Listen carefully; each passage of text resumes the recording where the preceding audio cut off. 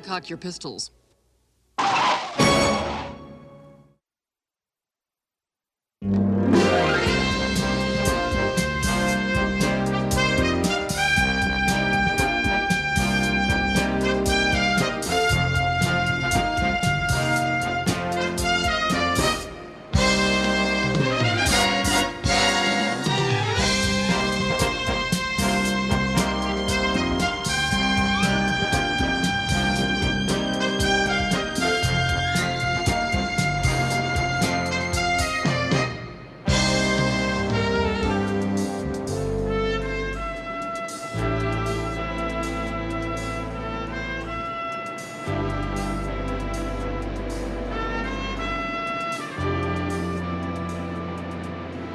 Had a problem with my nose.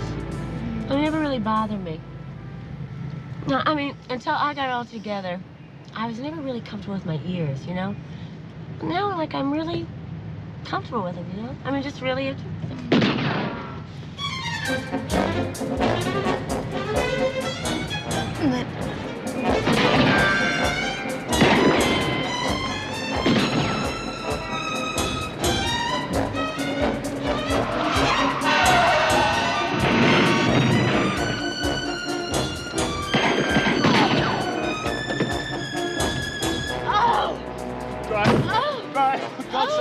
Dry. Oh! Oh!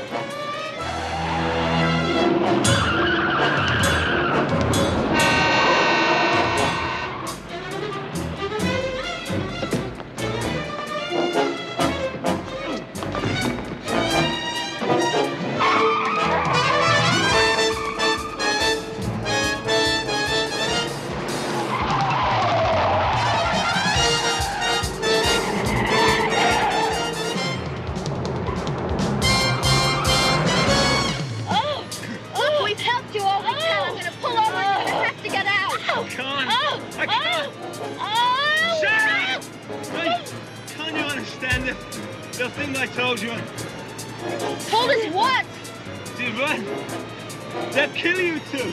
The only chance you have, get to Houston. Mac, Houston.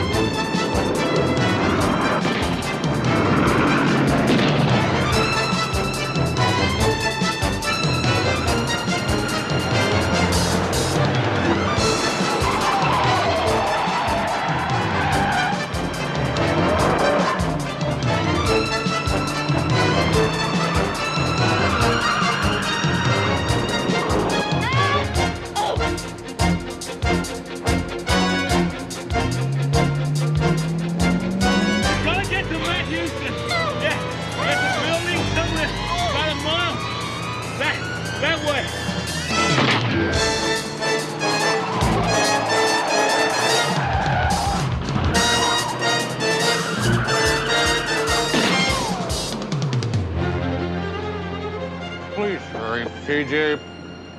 Oh, CJ, please hurry, please. Houston, I'm doing the best I can.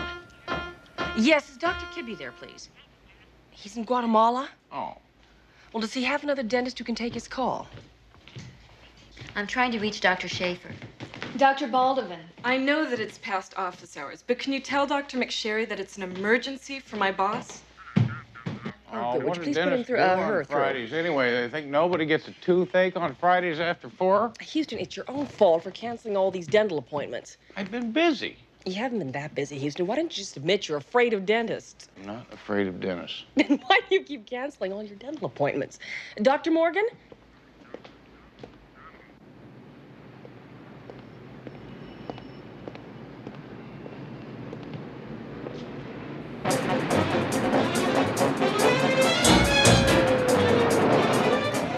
Give this to Houston.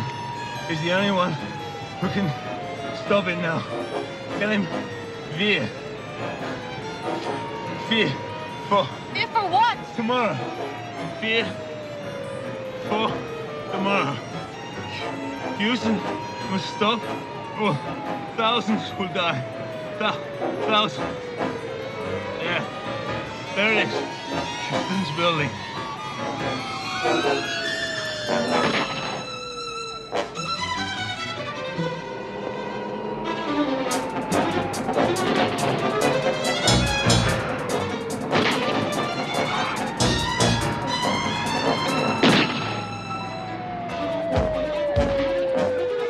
CJ called Vince, telling we got something going on down on the street. Houston, my dentist is on the way to the office for you. Mine too. Ladies, toothache's gone. Matlock Houston.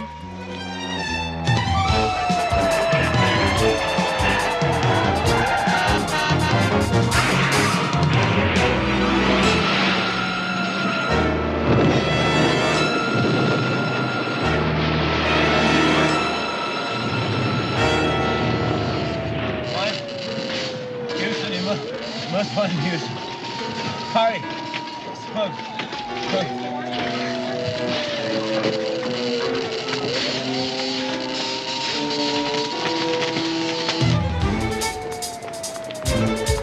Hey, what's going on?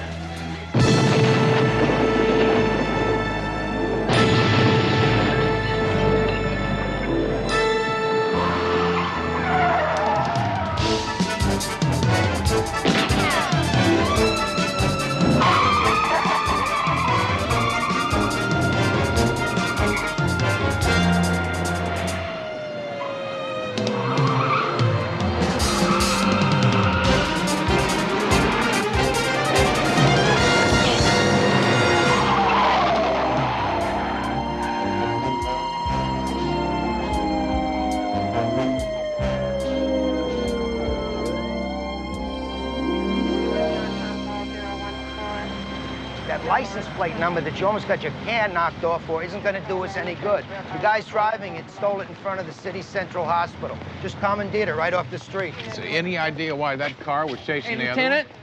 Lieutenant, looks like we got an ID on that body in the back seat. Name is Eric Brand... Could I see that for a minute? Be very careful, Mr. Houston. That is very fragile. You know, that fire was so bad, the coroner told me if that hadn't survived, we might never have made an ID. Name's Brandt. B-R-A-N-T. Houston, you knew this Brandt? He was a friend of mine, Vince. I hadn't seen him for years until just about a week ago. Well, maybe it does all tie in. What do you mean? Well, there were two women in the car. They work at a meatpacking plant and were on their way home when this guy Brandt jumped in. Anyway, during the chase, he says to them, "You have to see Matt Houston or thousands of people are going to die."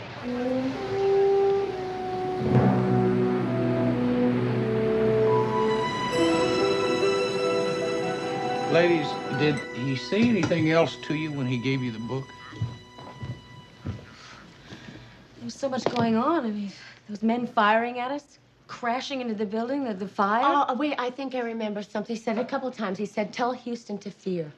That's right. I remember. Yeah, and then Lila said, "Fear for what?" And he said, "For tomorrow." Tomorrow. Yeah, Yeah. that's what he said. He said, "Tell Houston to fear for tomorrow." Well, it makes as much sense as anything else. This is some kind of a code. Yeah, Vince, it's made up of numbers and letters. There's a couple pages missing out of there, so it's going to be really hard to break. I'm going to need that for evidence. Well, can we get it photocopied? I'd like to see if Baby can break it. We'll make it fast, Houston, because you and I have to talk. I'll do it right away. Excuse me. Lieutenant, can we leave now? I'm tired. I'd like to go home. Well, ladies, what we'd like to do is put you up in a hotel for a couple of days. Why? Because the two guys that came after you are willing to kill for that book and the code that is in it. Miss Durant left her purse in the car. The fire department sifted through the ashes and came up with nothing. Meaning that the killers have it and they might come after me? Unless we go after them first, you see. With your permission, we'd like to stake out your apartment. All right.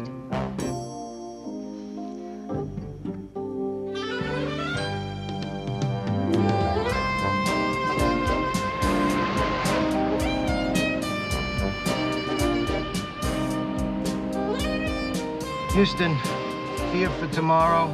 Thousands will die unless you stop it. Who are you, Captain Marvel, all of a sudden? I am just as much in the dark as you are on this thing, Vince. Houston, I'm not in the dark. I'm down the drain. My captain is screaming. There's car chases. There's gunfights. The dead man is a friend of yours. Houston, who is he? You know, with Eric, it's a little hard to tell where to start. Try the beginning. All right. I met him when I was 18 years old. My grandmother gave me a ticket to Europe for my high school graduation. I bummed around Europe for a couple of months. You met him there? Yeah. Eric was German. He kicked around with me for about 4 weeks. He was a fun kind of guy. You know the type. And they're always setting up practical jokes, usually on the teacher, setting up a crap game in the restroom. Yeah, I know the type. Yeah. What's the point? Well, through the years, I heard that he never really outgrew the practical jokes. He just figured out a way to turn them into making a living. Such as? Well, such as I hear tell that he sold the Eiffel Tower to several different scrap iron dealers, not to mention a few Picassos and Rembrandt. That Picasso and Rembrandt never painted. That's right. Your friend was a swindler, a con man. Yeah, but he was a world-class swindler, Vance. Look, he came to see you a couple of days ago, so what? Yeah, I haven't seen him in years. He told me he was into something big, Vance. He wouldn't tell me what it was, just that it was real ugly, and he wanted to stick with it until he could pull the string on it. A con man with a conscience. If he wasn't going to tell you anything, why did he come and see you? Well, Vance, there's a few things he wanted me to take care of in case it went sour, which it did. It's strictly personal, had nothing to do with the case. Yeah. If I'm not mistaken, the girl's apartment should be right down the street.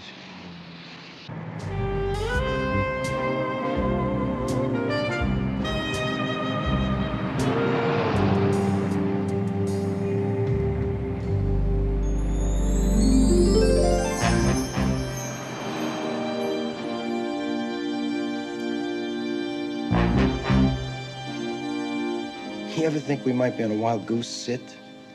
You know, he said thousands would die if I didn't stop something.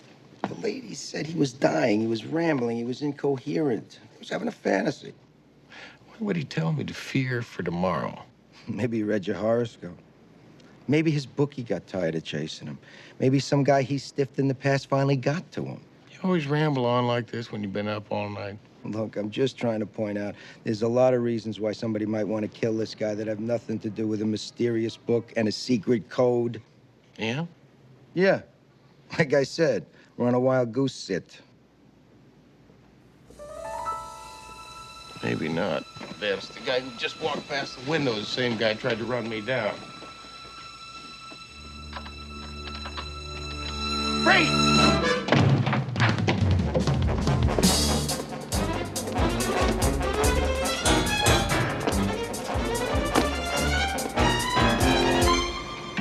Take the side stairs.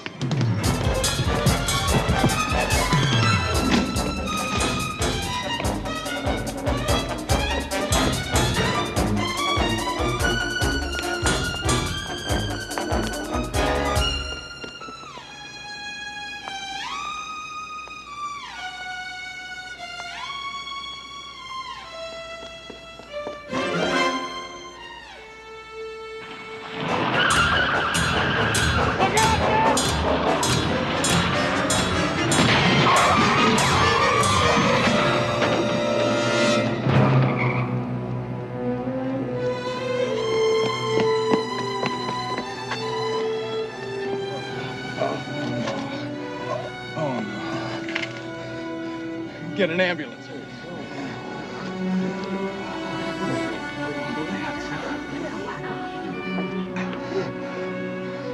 Hang on.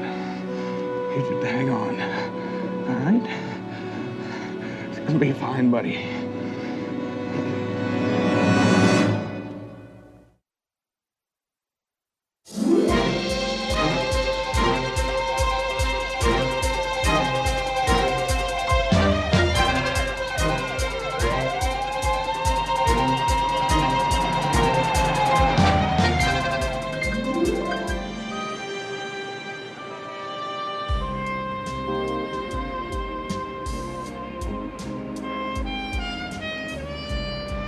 CJ, he stopped breathing twice. Houston, he's alive. That's all that counts right now.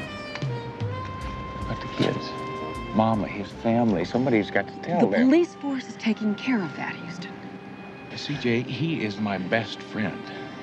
I stood there and watched the whole thing, and I felt so damn helpless. I couldn't do anything about it. Houston, it's going to be all right.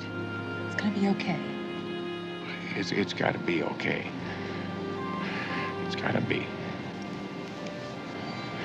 I have got to find out who's trying to kill all my friends.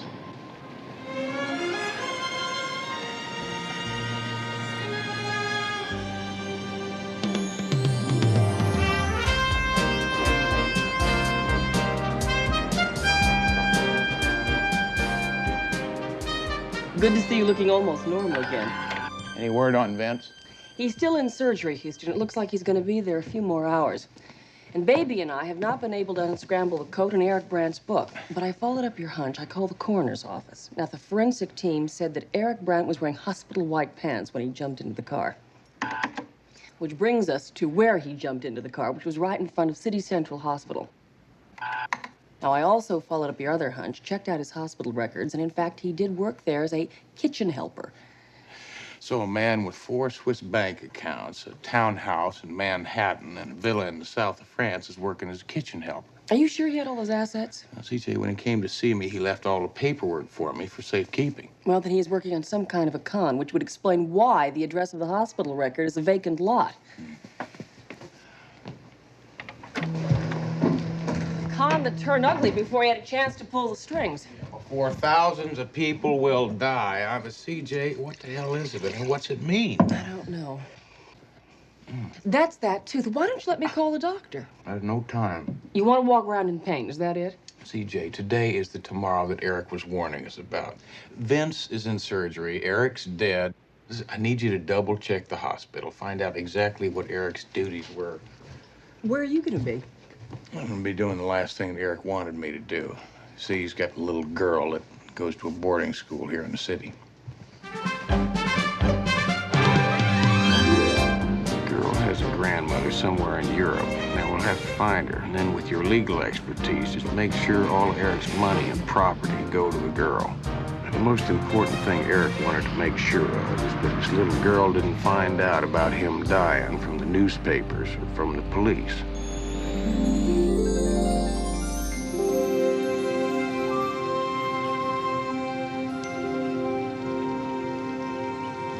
It's not fair.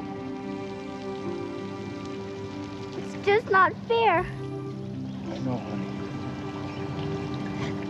I loved him. I want him back. Nellie. I loved him. I never told him enough, but I did. Loved him. Honey, he knew that. Are you sure? Yes. I promise you. He would talk about you all the time, how much you meant to him. You were his whole life, sweetie. He used to kiss me goodnight and say, "Do you love me?" And I'd say, "I sure do." And he'd say, "How much?" And I'd say, "More than the whole universe." He always liked that. I bet he did.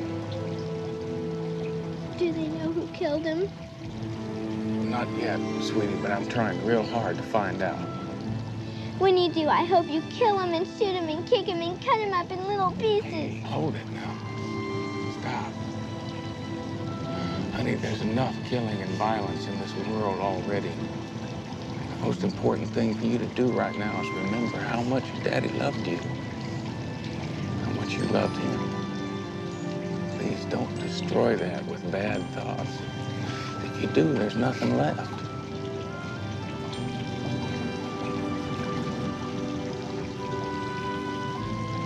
Promise me that. I'll try. I promise.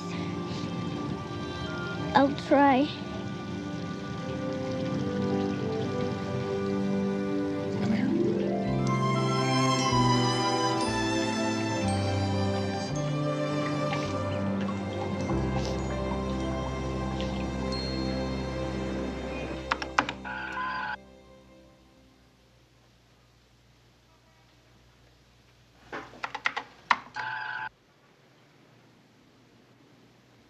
Come on now, baby. There has to be an answer for this.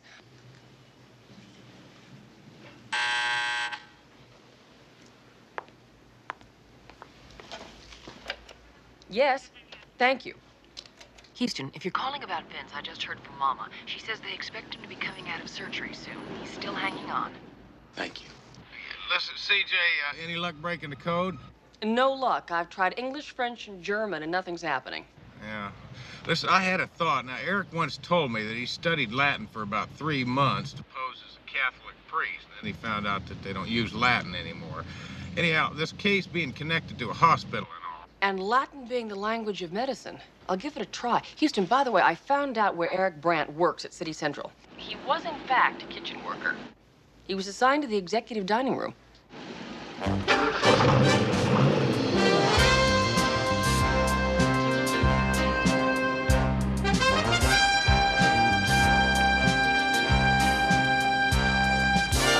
Yeah, sure, I knew Eric. I'd like to know where the hell he is today. He's supposed to help me clean this up. Not to mention, today's the day we have to scrub down the kitchen. Listen, I tell you, if you help me, maybe I can find him and let you know where he is. What are you?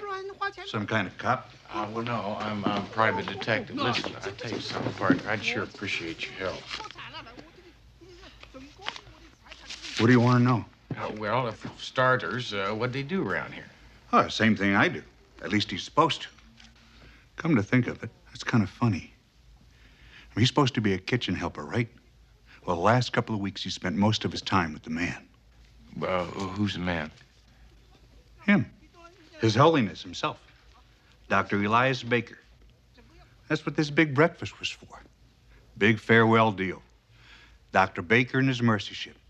Leaving today. Wait, are you sure that they're leaving today? Yeah, this afternoon. It's a big deal. Taking food and medicine and stuff off to Africa or something.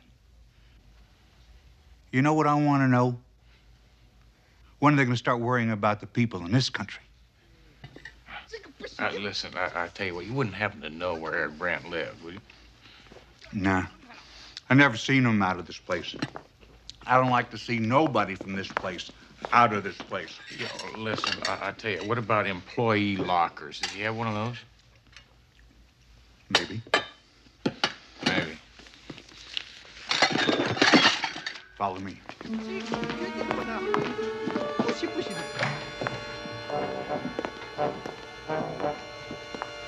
This is his locker right here. Thank you.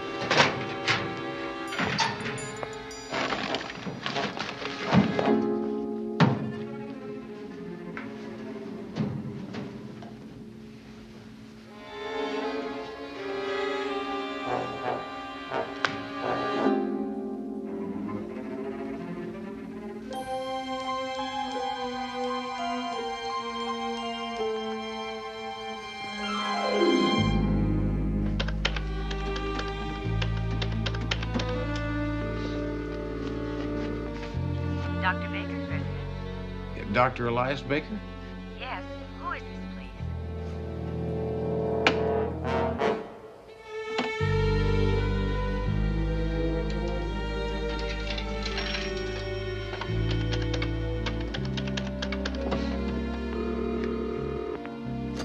Houston? CJ, listen, I think I just found out a part of what Eric Brandt was trying to warn us about down here at the hospital. It turns out that he was spending a lot of time with Dr. Elias Baker. The Dr. Elias Baker with the Mercy ship? Yeah, the very same. And it turns out the Mercy ship is going to sail today. CJ, tell me, if something were to happen to that, Well, like Eric said, thousands of people could die. What do you want me to do? I want you to find out all you can about Dr. Baker and his Mercy ship. Find out what all is on board right down to the last Band-Aid. Thank you.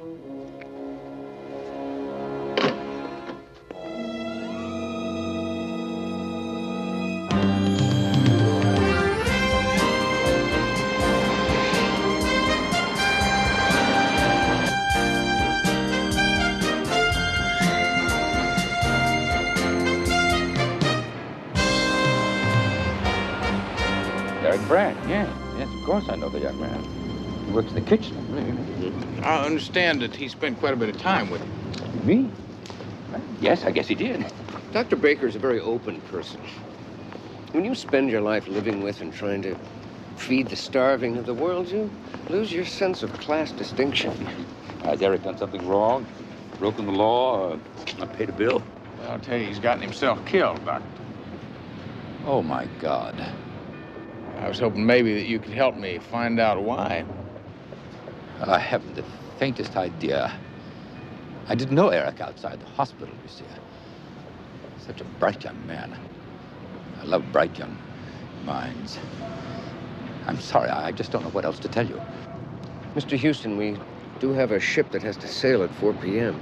Oh, of course. Listen, I know you're both busy. Thanks for your time. You did say that the ship here is going to sail at 4 p.m., right? Yes, at 4. Should be quite a do. Television people are expected and all. Thanks again.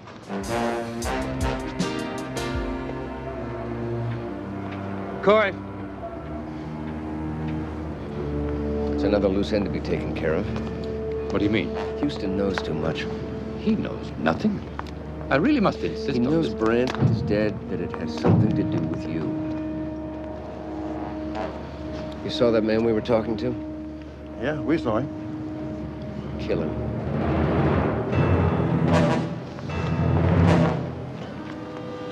I don't know why I ever got involved with you people. Because, Doctor, underneath your sanctimonious public image, you're just as greedy, grubby, and venal as the rest of us. Not to mention your unnatural appetite for blondes.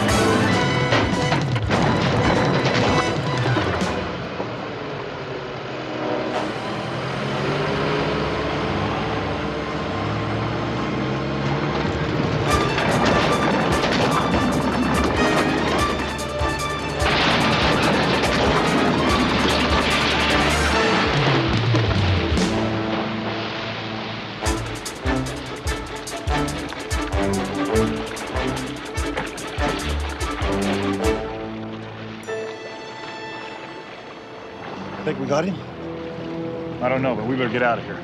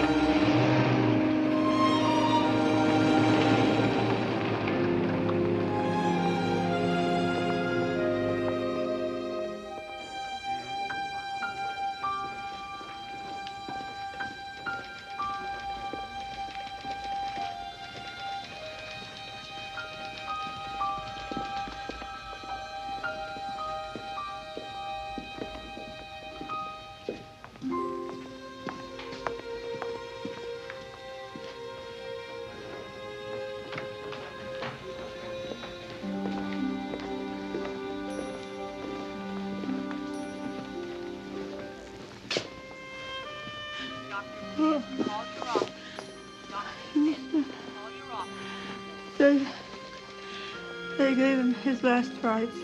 Did you know that? I know that, Mama. How's he doing now? He's alive. At least he's still alive. Father Antonio's flying out here to be with his brother Vincenzo. All the way from New York City. He comes. Oh, Houston. I don't know how many many more roads we got left? You just keep them coming, Mama, all right? They'll work.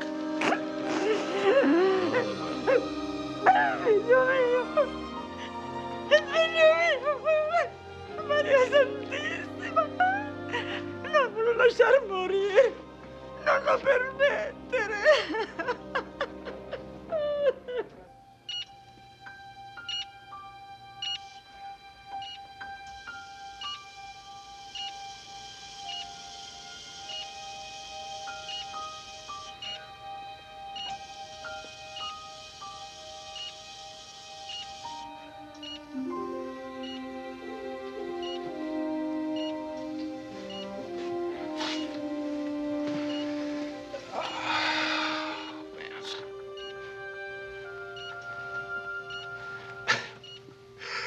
Would you look at you?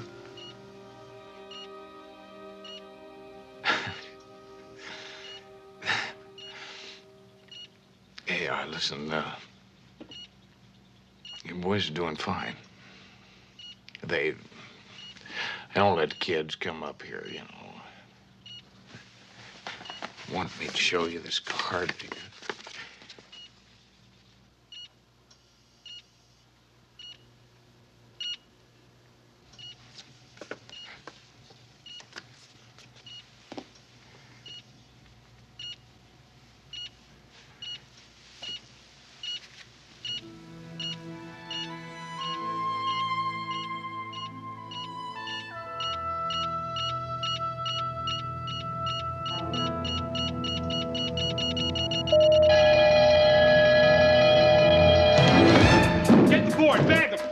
Don't let him die. The monitor's zero. Better hurry. 65/20. Not much time. Leave. He's not breathing. We'll need more room here. The cart's ready, Doctor. Paddles are prepared and connected if your CPR doesn't take. Come on. Come on. Breathe. Come on. Starting by car. Orderly's not assigned to duty. Report to emergency. Orderly's not assigned to Let's get the paddles.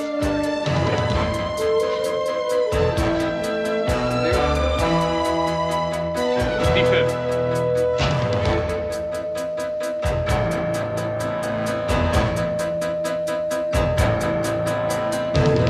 Hit him again.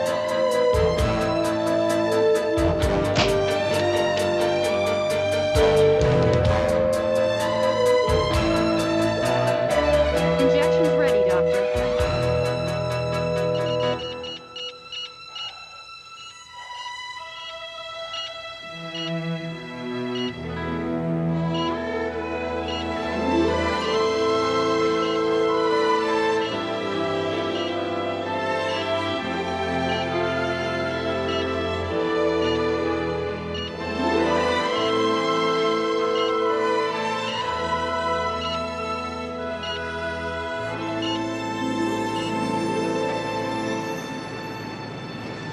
Houston, you're nuts. You know that?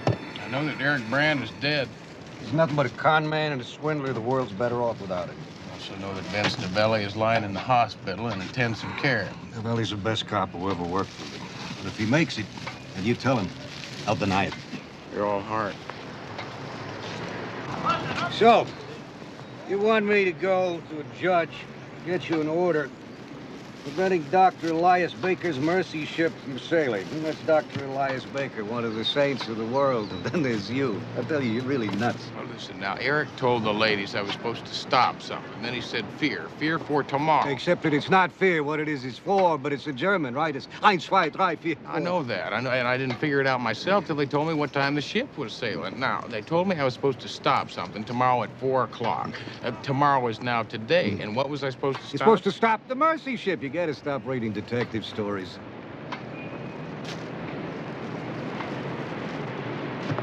Listen, now, what about the good doctor lying to me, huh? What? Because you found the doctor's home phone number in Brandt's locker? Come on. Initials EB. Now, I checked it out. The doctor's close associates and friends are the only ones that call him EB. Look, I would like to help you out, but let's face it, you don't have anything. You're emotionally involved, so you're grabbing at straws. Go and get me some evidence. Something I can take to a judge when you ask me to stick my neck out. Houston, I broke the code, and you're right. It was in Latin. Is there any kind of a motive in all that stuff? That and a whole lot more. There were a couple of pages torn out of the book, so it was hard to decipher for a while. There's blood.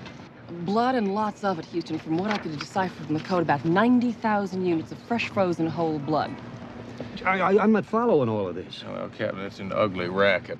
Heard about it before. You see, blood can only be frozen for 3 months before it goes bad. It's not safe for humans. Then it has to be sold for laboratory blood. You see, laboratory blood is 1/10 the cost of good blood. Now, if somebody tried to sell 90,000 units of laboratory blood for good blood, they would make millions of dollars. Listen, CJ, did you find out what's on board the doctor's ship? Well, besides foodstuffs, medicines, and bandages, he had exactly 90,000 units of fresh frozen whole blood donated by local charities. So now you want your search warrant, hmm? I guess I get to stick my neck out. You driving? You got it. Okay.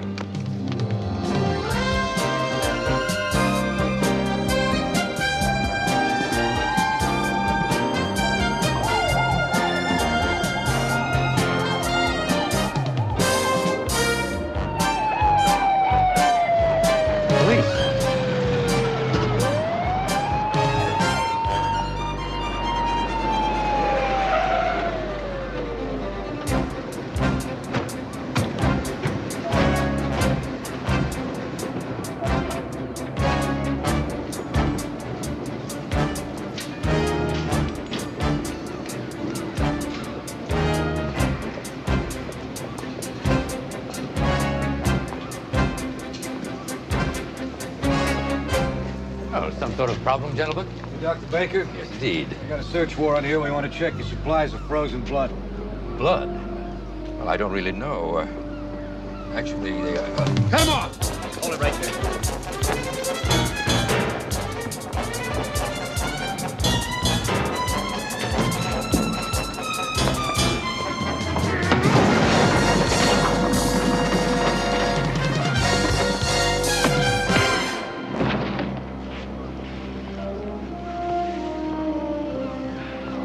Look behind you, fellas.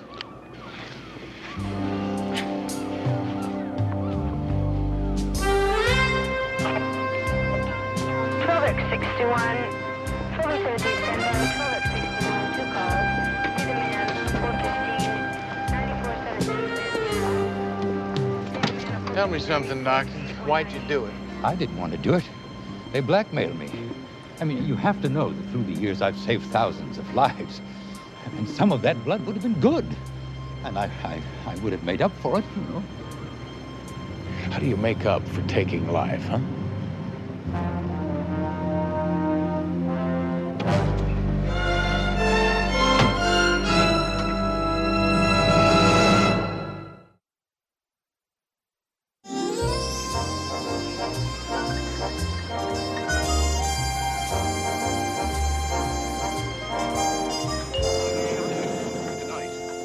Doctor and humanitarian Dr. Elias Baker has been arrested on murder and conspiracy charges allegedly surrounding a black market ring dealing in the transfer of outdated blood. What do you drink? Well, I didn't know this was a social occasion. It's not, but I figured you might need one. When I drink, it's bourbon, 2 fingers. Where's Houston? He said this was important. I'm going to give you 4 fingers of bourbon. At the moment, Houston is in the process of breaking and entering. I'll take the 4 fingers. Why is it I have this feeling I'm being asked to stick my neck out again? Well, you see, Houston gave it some thought, and he came to the conclusion that the case isn't closed yet. Well, why not? We got the doctor, we got his buddies, we got 90,000 units of bad blood. What more does he want? He wants $6 million, which is the cost of 90,000 units of good blood on the black market. Good God. We were so busy patting ourselves on the back because of the arrest of the doctor that we forgot one very important thing. Where is the good blood? You wouldn't care to tell me where Houston is breaking and entering right now, would you? Well, I wouldn't tell you even if I knew. But the fact is, he did say that he would call when he knew whether or not he was right or wrong. Cheers.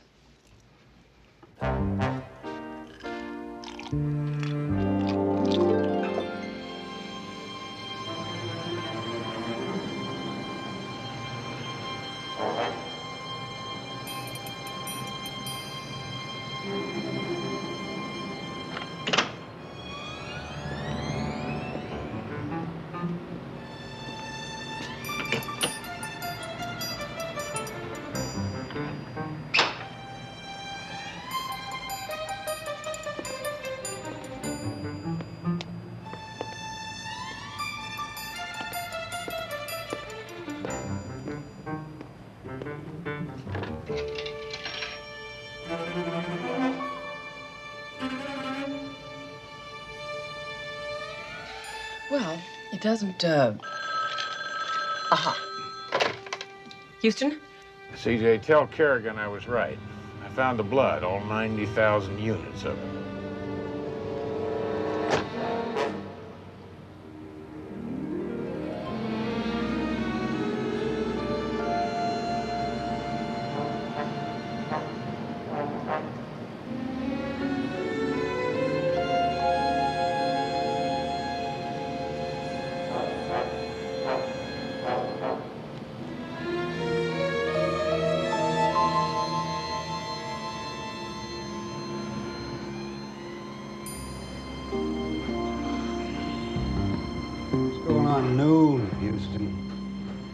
He'll be here.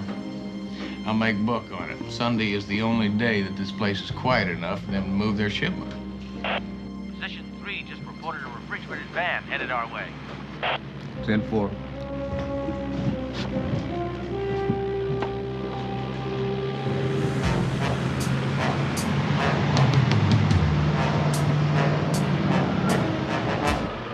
Houston. I hope that was wrong. It's Eric Brandt. He's supposed to be dead. That's what he wanted us to believe, CJ. I'll be damned. That's Lila Durant. She was the one that was driving the car when Eric jumped in. They staged that whole car chase. Stage the gunshot, stage the car crash. Every bit of it, CJ, just to convince me that Eric was dead. It set me off on that clever trail that led us to Dr. Baker and his friends. And Lila works here at the meatpacking plant, which is how you knew where to look for the fresh blood. What about the girl who was with her? Okay, all units, move in. Tell you, CJ, I believe she was just an innocent pawn that they used to set this whole thing in motion. What's the connection between Brandt and Dr. Baker? Now, if I know Eric, he was probably partners with Dr. Baker until he decided to double-cross him and keep all the money to himself.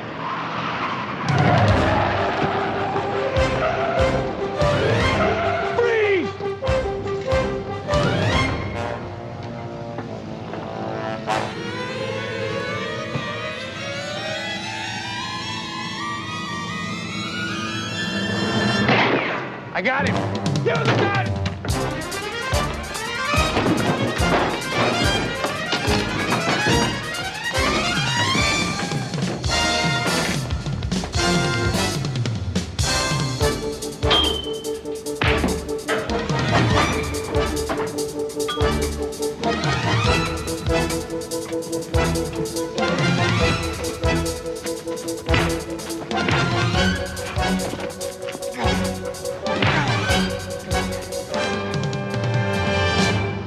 Why'd you do it, Eric? Well, you didn't have enough money? You always have to lie and cheat people like you've done all along? What was in it for you, huh? Actually, old boy, excluding Antarctica, there's only 6 continents in the world, and I'm wanted on 5 of them by too many good guys and bad guys. 6 continents, wanted on 5. You're always good at those catchy little phrases. Well, how about this for a catchy little phrase, huh? My best friend is lying in a hospital dying. His mother, his wife, and his 4 children are sitting there waiting. They don't know if he's ever gonna make it. What about your daughter? Why did you put her through that? Houston, I had to. I told you, too many people are after me. I knew I could trust you to look after her. You used me, just like you've used everybody all your life. Whose body was it in the burning car? Some Skid Row bum? Matt, look, we used to be friends. Laugh together. Nobody's laughing anymore.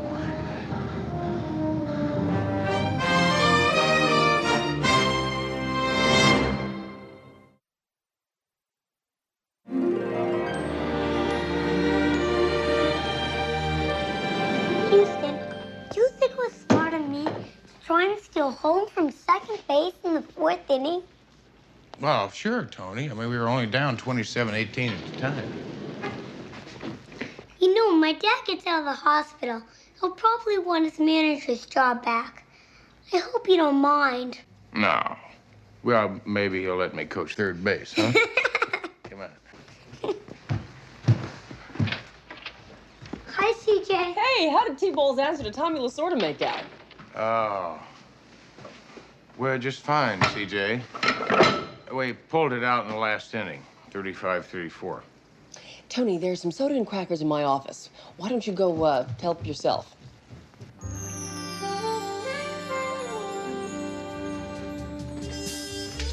Houston, before we go any further, I'd like to introduce you to the latest edition of Houston Industries family, Susan Rogers.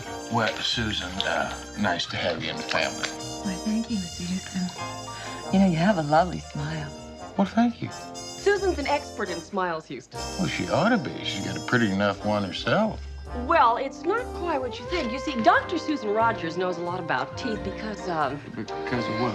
Because I pull them. Ow. Oh. My, the looks of that bicuspid. Look. Oh, Mr. Houston, you've hired me none too soon. Okay.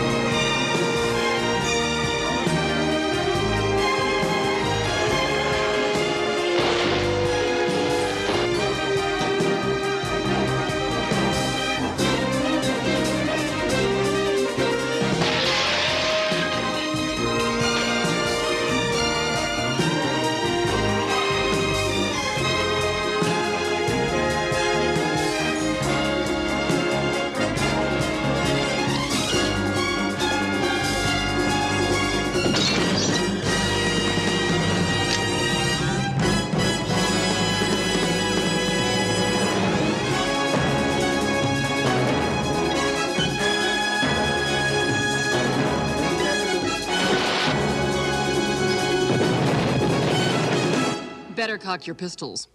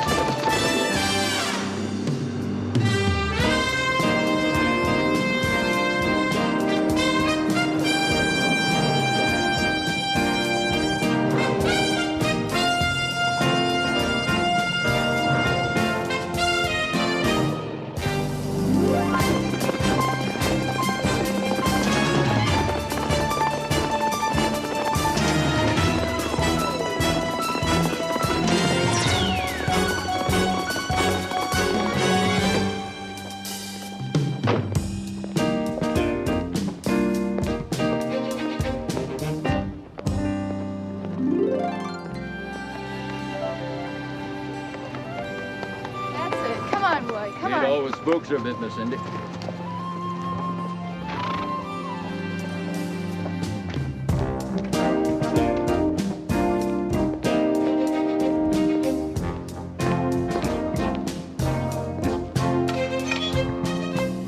Hey! Can't you read? Well, yeah, I can read. Listen, I'm just coming over here to see Mr. Well, this is a close workout. Only Mr. Fowler's personnel are permitted on the track. I don't believe I've ever seen you working for us, Mr. Houston. No, I've never worked for you. Listen, how did you know my name? Mace. It's all right. He's with me. Call ahead next time.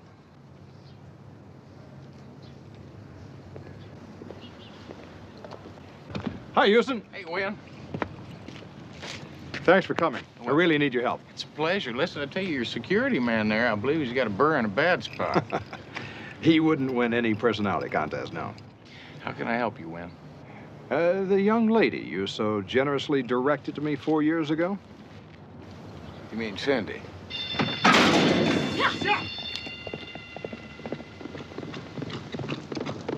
After turning a sow's ear into a silk purse, she's dumping me. Well, how come? Moving to England, giving up quarter horses, joining Lord Welmsley's stable. It must be quite a blow. I mean, she's the best jockey you've got. A blow? Do you have any idea what the value of a good female jockey is? Everybody wants her. She really brings in the people. She is a crowd pleaser. You got to talk to her, Houston. Everybody knows how she feels about you. She's in love with you.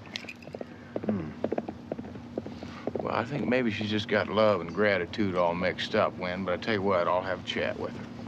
Much obliged.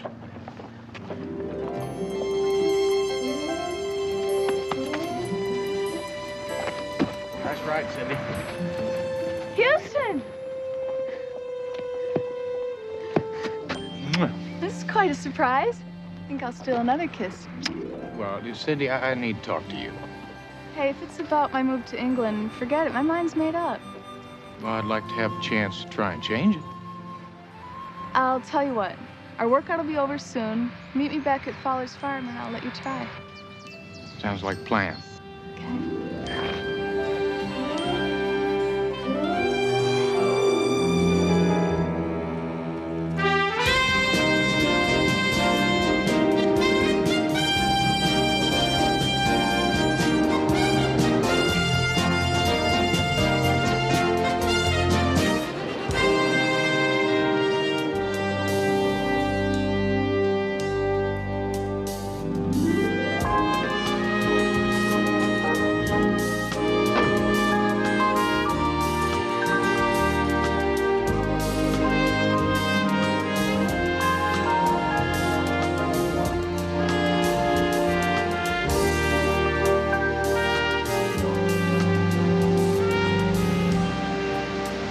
Excuse me, listen.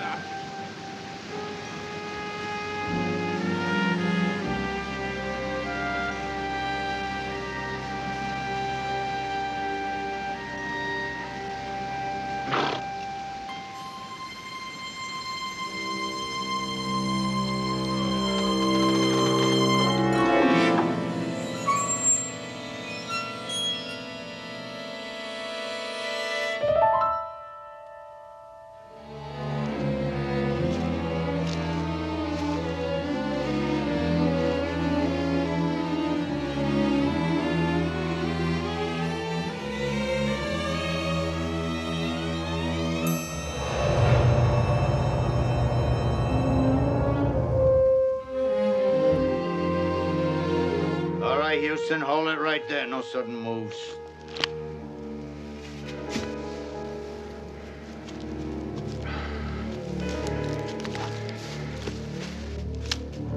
It's Miss Cindy.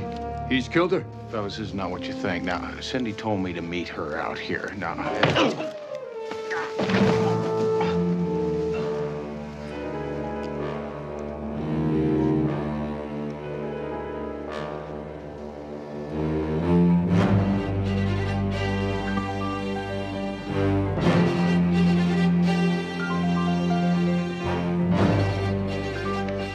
this is ridiculous. Why would I kill Cindy Gaines? I never said you killed her. Then what are we doing here? Playing some kind of game? You're here, Mr. Houston, because you were observed by two individuals standing over a murder victim with the murder weapon in your hands. Captain Kerrigan, I told you I went to meet Cindy. She wasn't there, so So you went to look for her. You know, I'm gonna grow an ulcer listening to this alibi of yours. Come on, Kerrigan, ease up. I've known Houston since he moved to California. Murder's not his style. Is that a fact? Hey, listen to me carefully, Lieutenant. As far as you're concerned, my name is Captain Kerrigan. I not only outrank you, I have managed to keep my objectivity in this matter.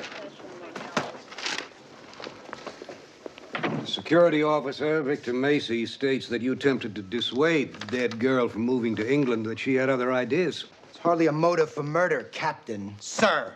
No, Billy, go upstairs and find something constructive to do. Is that an order, sir? Listen, Vince, why don't you just settle down? I'll be just fine, okay?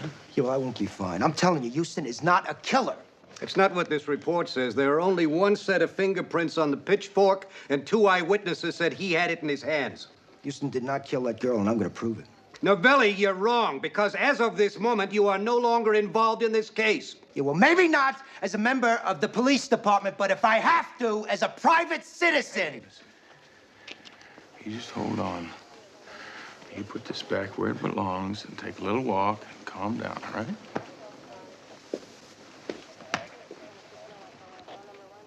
Friends like that are hard to find. Yes, they are. Appreciate it if you go easy on him. As far as I'm concerned, Novelli was never here. Thank you, sir. Captain Kerrigan? Right.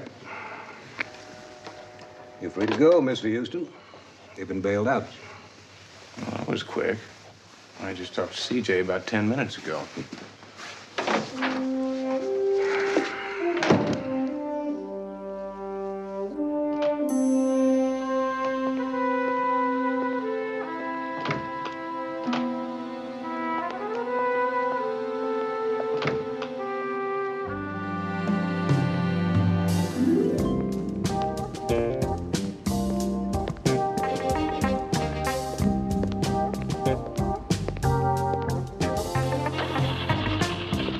Taxi.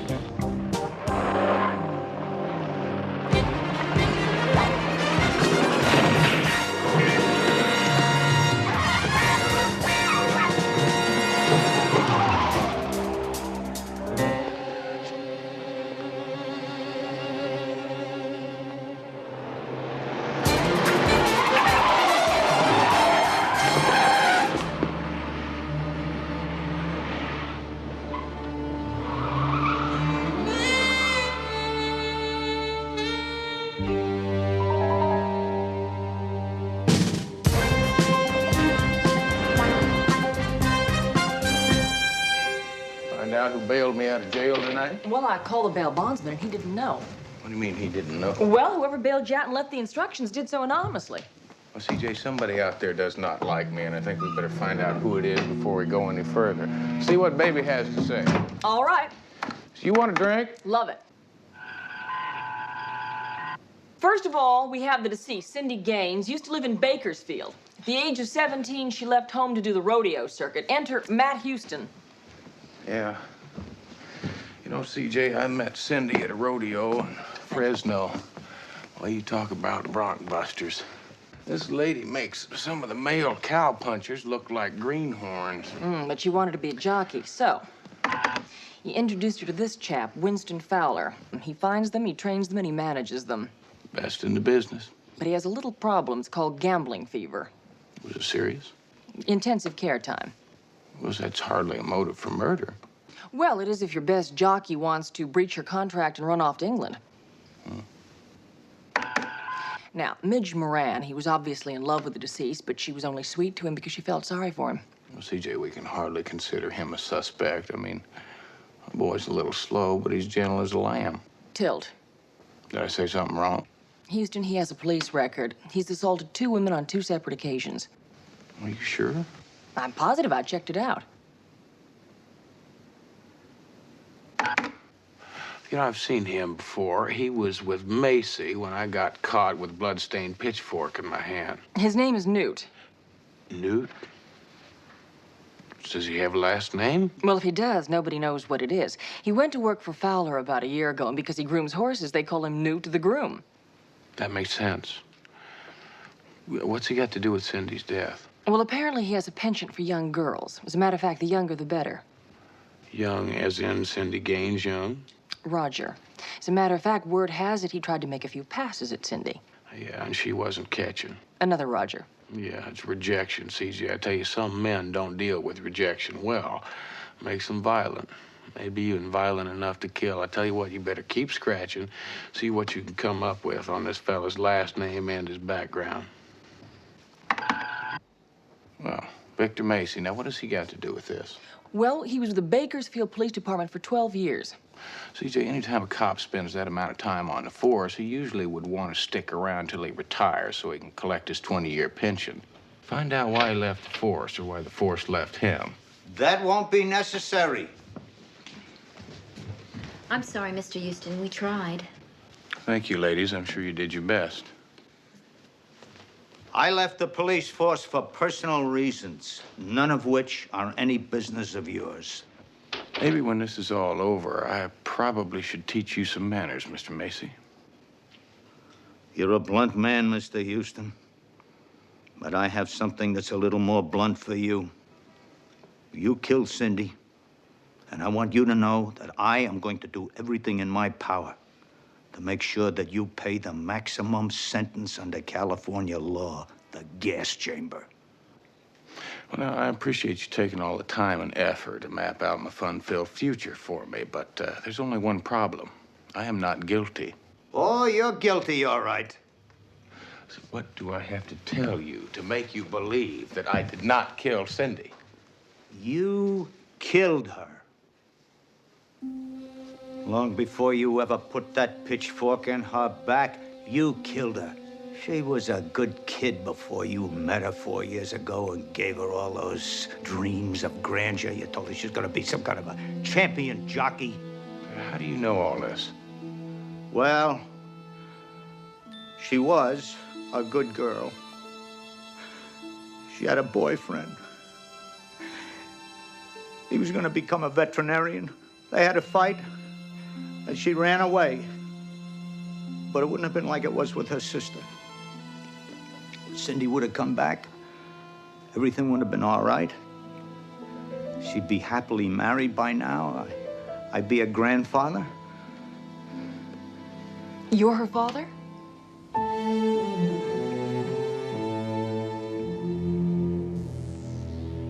And you had to come along. You killed her, you and your fancy dreams, Mr. Houston. First time was 4 years ago. This time I can prove it. Did you know that my daughter kept a diary? She even forecast her own murder and her own murderer. Would you like to make a bet as to who she named?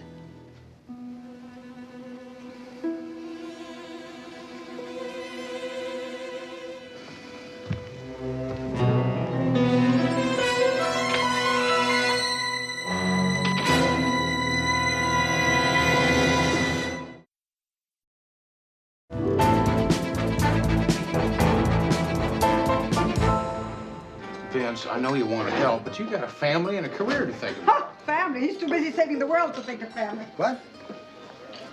Houston, I got some hot info from Steno down at the precinct. She said that security guy, Macy, he turned over the dead girl's diary to Captain Kerrigan. Well, did he also tell Kerrigan that he just happens to be Cindy's father? Yeah, he said that diary's gonna send you to Never Never Land. Mama, what's the matter? What's the matter? See, what's the matter? You don't know and you don't care. Poveretta, poor woman, how she cried her eyes out for you when you were sick. What poor woman? Aunt Juliana, that's who, Poveretta. You really want to know? Oh, Aunt Juliana. What's the matter with Aunt Juliana?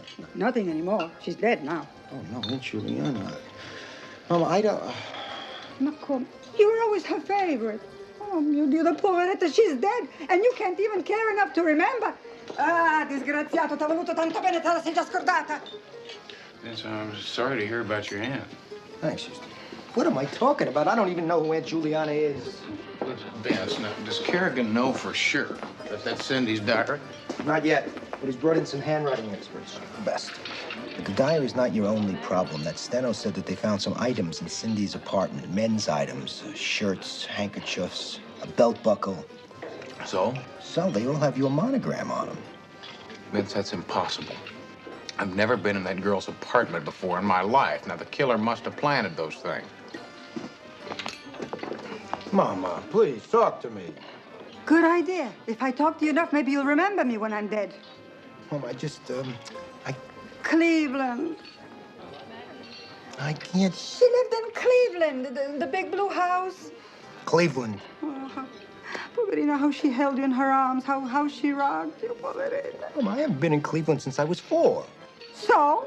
Is that any reason to forget a person?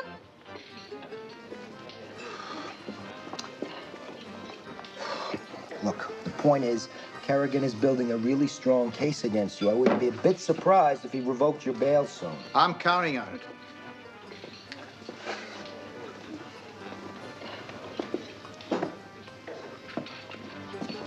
Mrs. Novelli, food was excellent. Grazie.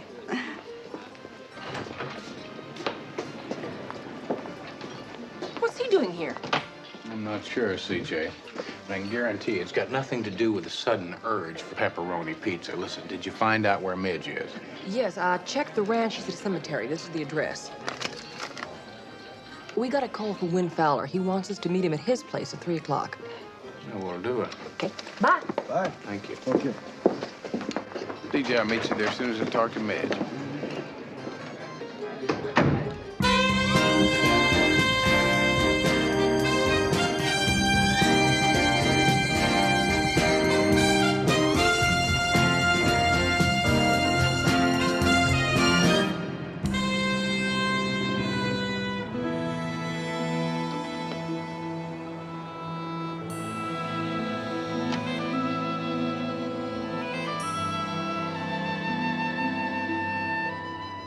Midge?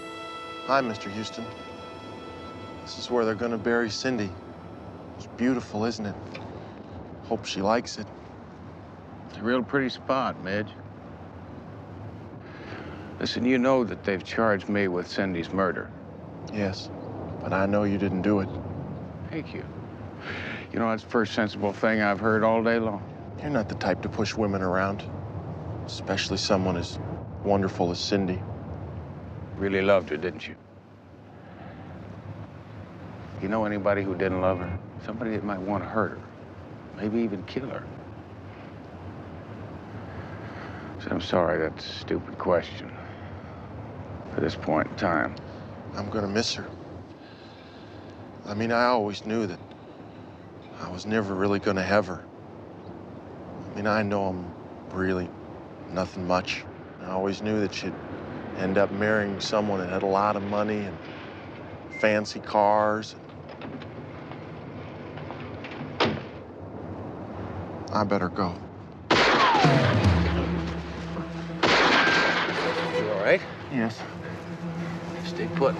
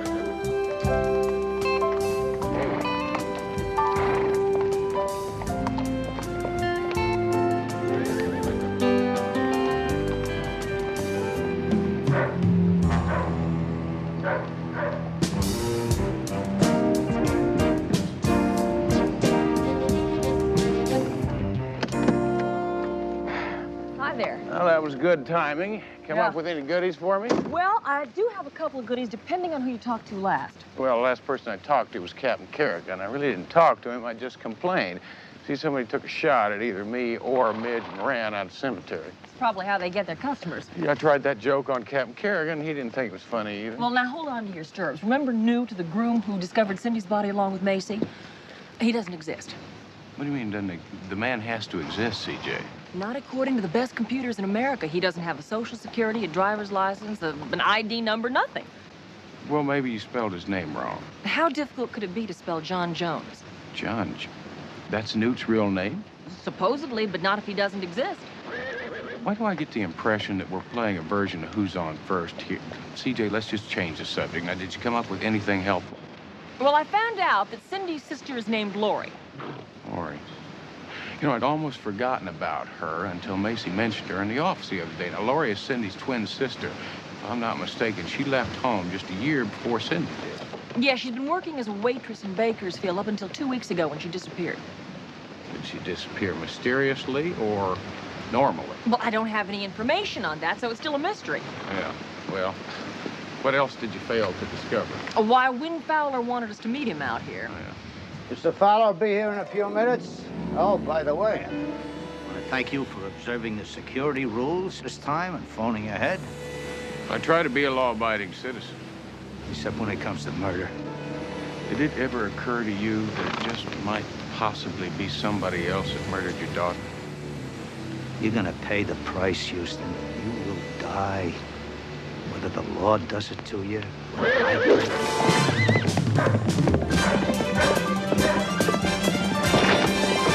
Do something!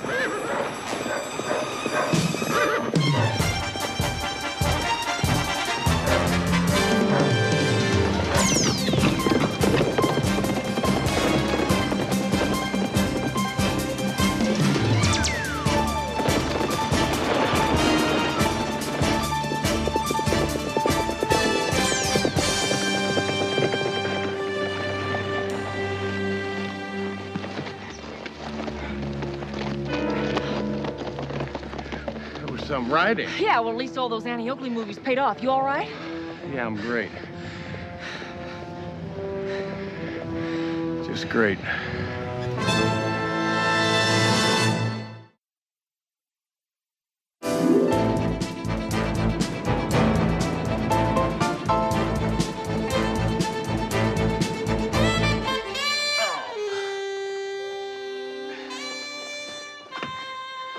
CJ, next time I get on a horse, remind me to be in the saddle before it takes off, huh?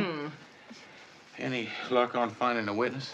Well, no one claims to have seen anyone throw the rope or release the horse. Great. Any luck on finding Win Fowler? Better than that, he just walked in a few minutes ago saying he was sorry he missed us at the track. He said he had car trouble. That's convenient. Listen, what else you come up with? Lots. Victor Macy, the dead girl's father, lied to us. He did not resign from the Bakersfield Police Department. Booted out? You got it. Why, I don't know. It'd be interesting to find out. Yes, it would. Of course, you know that Macy isn't responsible for your being roped to that freaked out horse. He was standing there with us today when it happened. Yes, but an accomplice could have. An accomplice? Yeah, see, CJ, there were two separate drivers and two separate vehicles tried to cancel my ticket when I got bailed out of jail. That tells me there was an accomplice with the killer. Now, what else you come up with? Well, only that Cindy was heavily into psychoanalysis. Her psychiatrist's name is Dr. Harry Kinderly. Well, that's interesting. How'd you find that out? Well, I did what you said and checked into the medical insurance records. Well, CJ, usually that's kind of hard to do. I'd like to look at the doctor's file, but they don't like that. I mean, privileged information and all. Well, Dr. Kinderly may not let us see his files, but I don't think he'd have any objection to having lunch with an old friend. Yeah. You know this Dr. Kinderly, huh? Houston, I knew Harry when we used to call him Fuzzy. Now, should we go see Mr. Fowler? Yeah. Wait, CJ, Fuzzy? Fuzzy. Oh, never mind.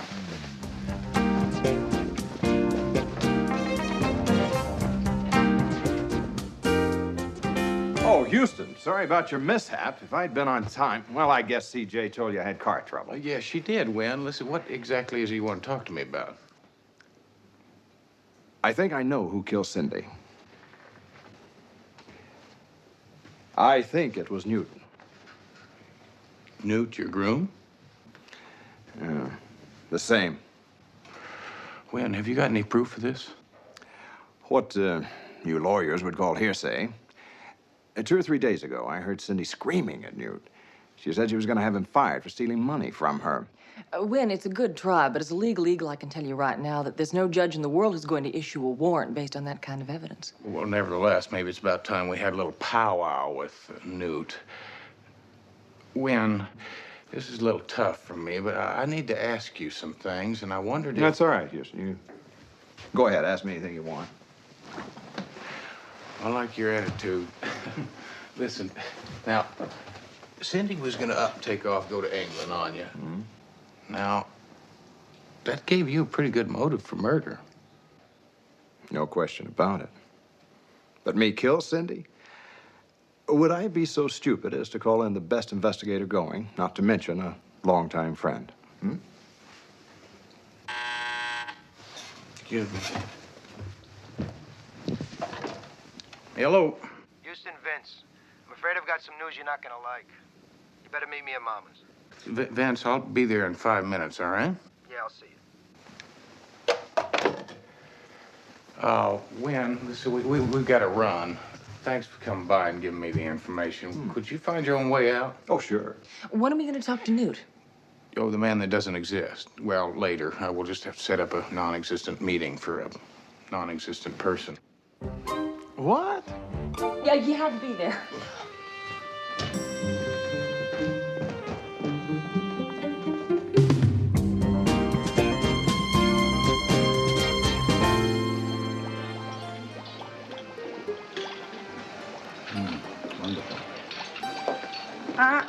Lascia stare. Go inside and sit. I'll bring plenty of food. Thanks, Mama. Because when CJ and Houston get here, I'm going to be too busy talking to eat. Sure. Never time to eat. Just talk, talk, talk. Oh, did you at least find time to send flowers to your Aunt Juliana's funeral? Yeah, I sent the flowers, Mama. Oh. So, what kind of flowers did you send? I told the florist to pick something appropriate. You mean you didn't pick them out yourself? Ma come? Aunt Juliana is dead, and you don't even care enough to take a few minutes, 2 minuti in fin dei conti, to personally select the arrangement. Vergognati. Somebody died? Yeah, Vance's aunt. Cut down in her prime. Well, that's terrible. How old was she? 93. Lilies. I bet they chose lilies. Yeah, lilies. How did you know? Aunt Juliana hated lilies. They gave her hives. Mama, what? Listen, just sit down now, please. Tell me what you got. Unemployment if Captain Kerrigan catches me consorting with the enemy, and I owe 2 free lunches to the steno down at the precinct. All right, first of all, the autopsy. Cindy died of multiple stab wounds, pitchfork. Well, that's obvious, Vance. What else? Yeah, well, now comes the bad part. The handwriting experts. Don't tell me. Both of them proved that it was Cindy's handwriting in the diary. It gets worse. She said in her diary that you're going to kill her first and CJ second. How could you, Houston? I couldn't, CJ. Vance, what else? After all that, you want more? Well, Vance, I mean, obviously the girl has got a very vivid imagination. Now, those entries in the diary simply aren't true. Vincenzo, telephone. Excuse me.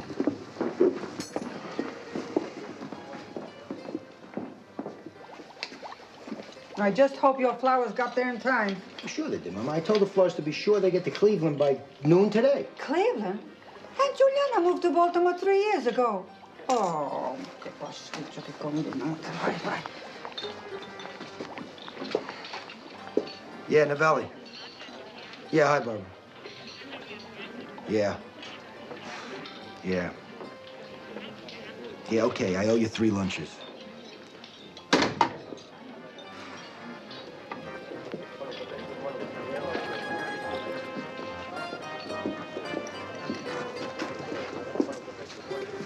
More bad news. Houston's bail has been revoked thanks to those handwriting experts and the threat to kill you. Houston's going back to jail? I hate to lay that on him when he comes back out. I hate to lay this on you, Vince, but he's not coming out. He's not in the bathroom? Novelli, I gave Houston a little legal advice. He's gone underground. Well, what did he say before he left? Bye.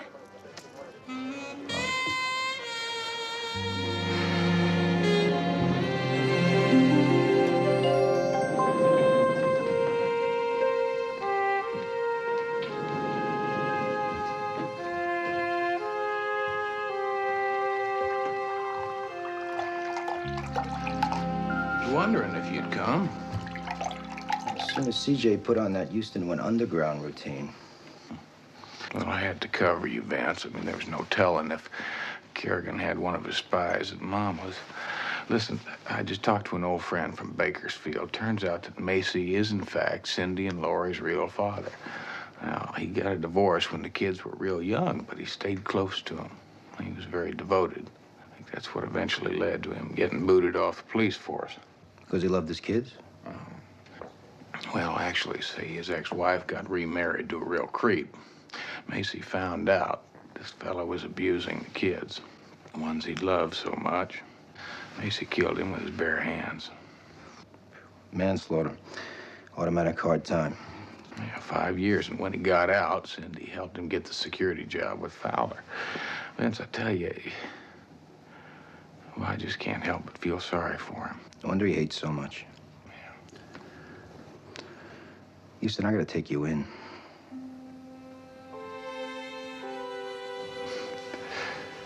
You gotta be kidding me, Vince.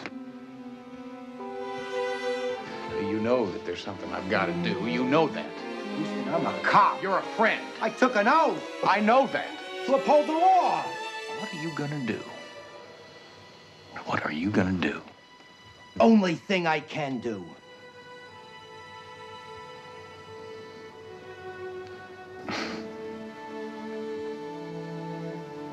Thank you. You're welcome. Now you're gonna tell me what you're gonna do? Now I'm gonna tell you what I'm gonna do, Vince. First, I've got to find out who killed Cindy. Then I've got to find out if I'm in some way responsible for it. Make yourself at home, friend.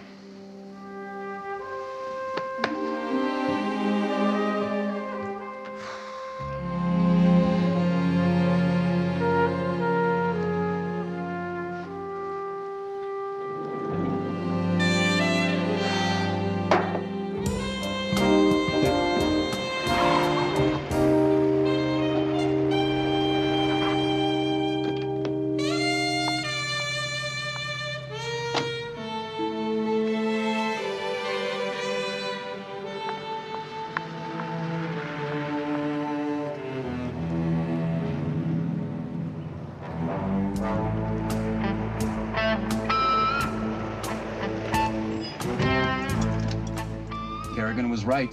She led us right to him. Dispatch, this is 1 Adam 22. Patch me through to Captain Kerrigan.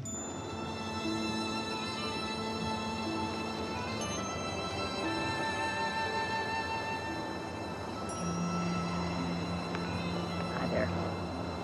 Oh, CJ. You know, I think Midge was right. This is a real pretty spot. I bet Cindy would have really loved it. Listen, did you come up with anything from Cindy's doctor? Well, I found out that Fuzzy loves to eat and he loves to talk. And he informed me that Cindy had a compulsive obsessive neuroses, form of schizophrenia. Now, she could function normally in society, but when she's alone, she lives in a fantasy world all her own. So I was right. All those things she wrote about me in the diary were all make-believe. They were make-believe to us. To her, they were perfectly real. Well, those records are going to get me off the hook, CJ. All I have to do now is find a real killer. You have a prime suspect? Yeah, Midge Moran. CJ, he said something to me out here yesterday that bothered me. He said, Houston, I know you didn't kill Cindy because you're not the type that pushes women around. He didn't say anything about a pitchfork. He said push. But Houston, Midge has a history of hitting women, twice, in fact. So I don't know how that translates to pitchfork. Well, it doesn't, CJ, and not directly. Now, I talked to Novelli on the phone. He told me what the coroner's report said. Now, Cindy definitely died of multiple stab wounds. That's pitchfork. But what they discovered was a small, fresh wound on the back of the head. Well, now I know where you're going. By the way, I found Cindy's sister. She's 80 miles away in Bakersfield. That's perfect, CJ. I've got some. I get the feeling you were followed here. How come? Watch this. Hold it, please!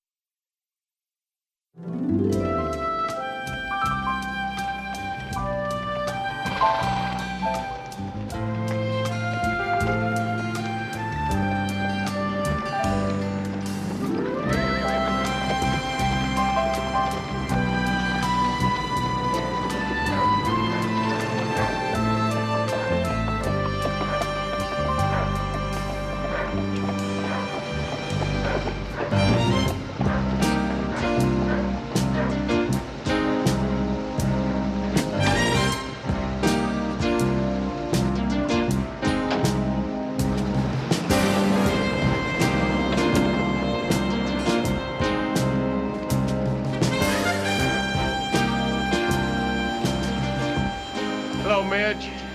Mr. Houston, Mr. Fowler's gone into town to do some errands if you're looking for him. Well, I'm not really looking for Mr. Fowler. And what are you doing here? Well, I was looking for you, Midge. Me?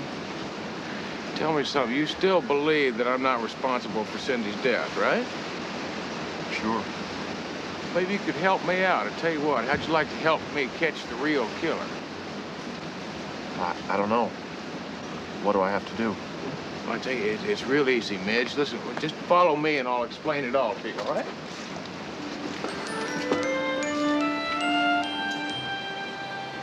Now, trust me, Midge, all I need you to do is to run over to that stall there. Now, you just hide there and wait. Now, when I call you, I want you to come running out, all right? Is that all I have to do? Well, I told you it was real simple.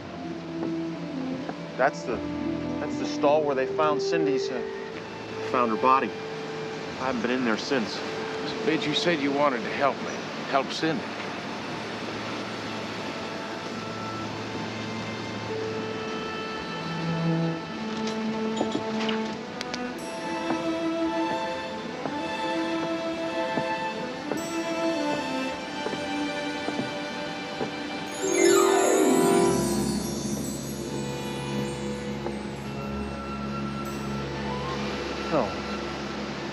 No, it can't be.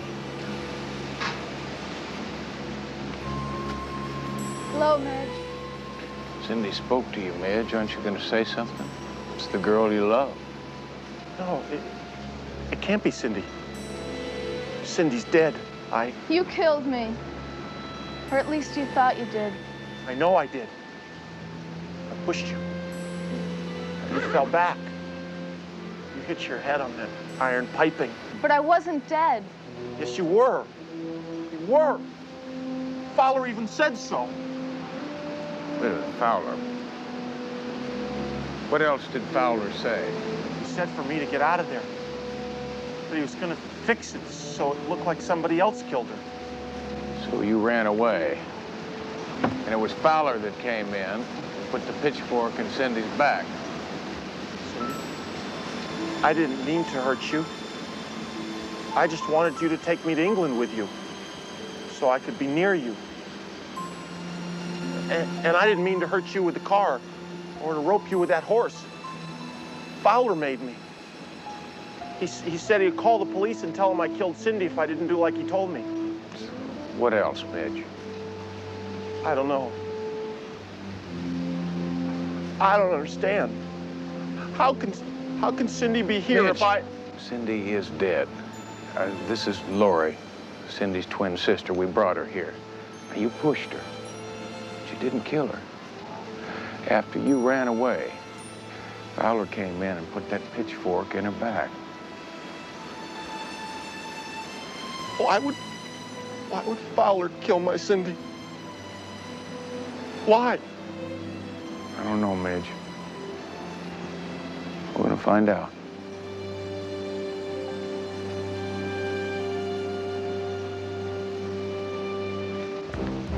This is Mr. Fowler's house, but it's off limits to us employees. It was off limits. I got enough probable cause to go in without a warrant.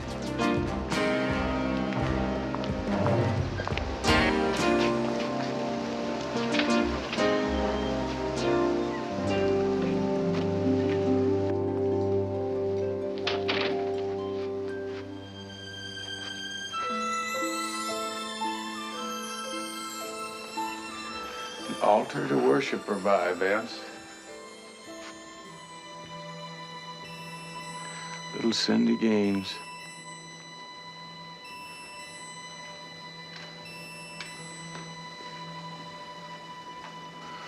Bakersfield, California. She had something that drove men crazy. So two guys loved her. Why did Fowler kill her? He wanted to frame me, Vance. He was in love with Cindy. He thought Cindy loved me.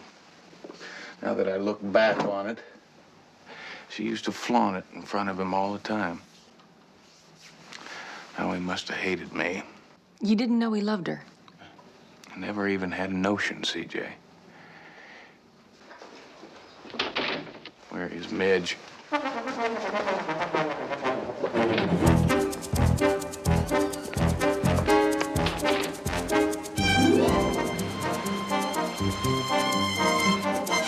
Newt, where's Mr. Fowler? I gotta see that man. What about Midgie? He killed my Cindy, and I'm gonna kill him. Hold up, Midge, would you? Now, you just stay out of this and let me handle Win Fowler. Sorry to disagree, Houston. Nobody's gonna handle Win Fowler. You kill my Cindy!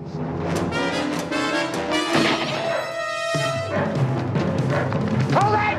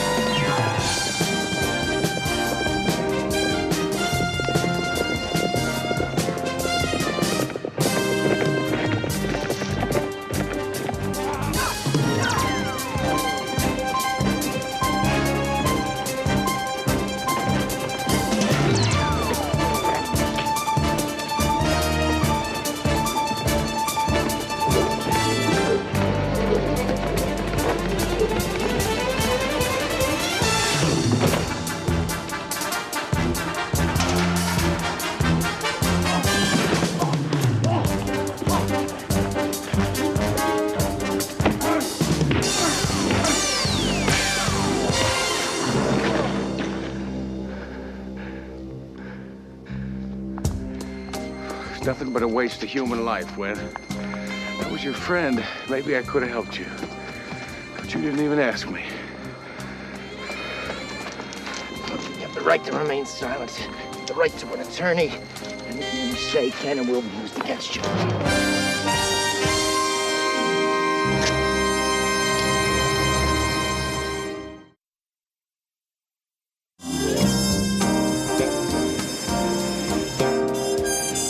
Mama, thank you for staying open. Prego, è sempre un piacere per te, Houston.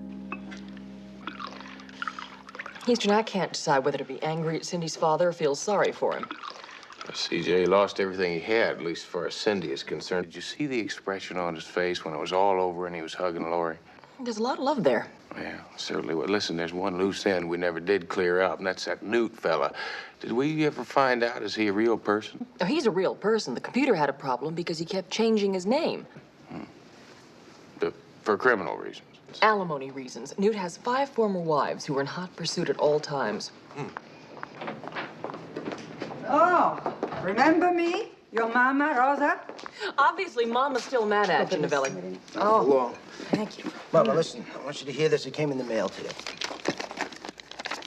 Dear Vincenzo, I want to thank you for the beautiful flowers you sent to my mother's funeral. They got them. Oh. Who's writing? Who's writing? Her son, Cousin Anthony. Ah, now he's a good boy. Yeah, the flowers were forwarded to us from Cleveland. And I must say we were most touched to receive them. See how they appreciate? It's comforting to know that Aunt Juliana was remembered even after so many years. How long has it been? 30 years more, and still you're so thoughtful. Thank you, your Cousin Anthony. P.S. Say thank you to your wonderful mother, Carmela. Carmela? My name's Rosa. Oh, the younger generation. Il nome di una zia, non se lo ricordano. Ah, I ragazzi d'oggi. Vance, why'd you tell her that? Her name's on there, Mama Rosa. I know. Couldn't resist. That's cruel. It's funny, but it's cruel.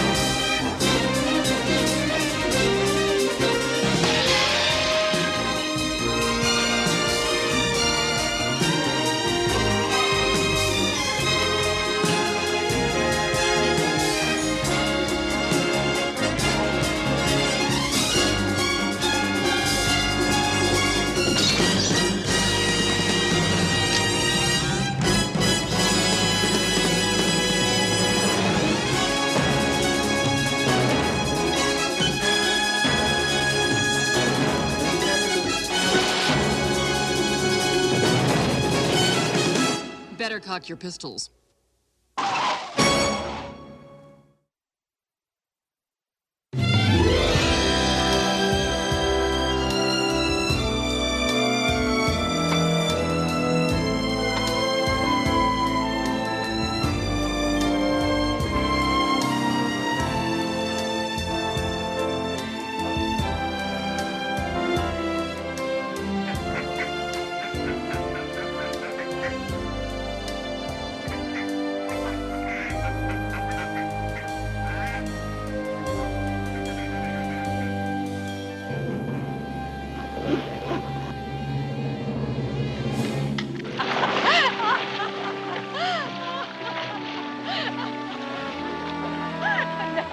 No more autographs today, thank you. America's favorite mystery novelist needs a nap. For her inspiration. Besides, I'm going to want to look my best for that handsome Mr. Houston. Now there's a man I wouldn't mind sharing my clues with.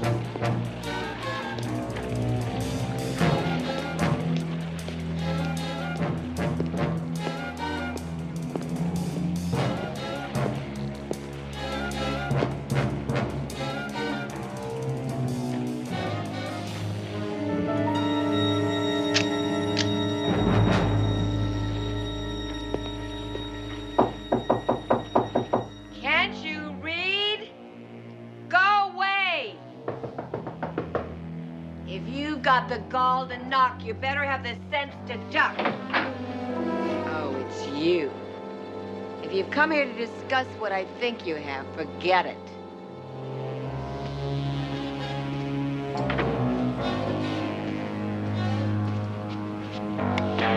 Turn that damn thing down! You're breaking my eardrums!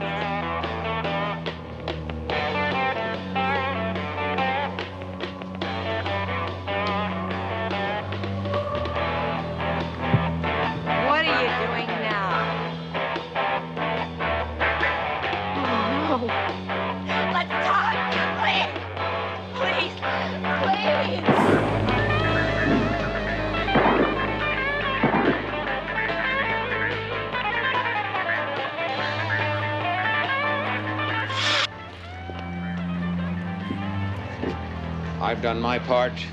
Now you do yours.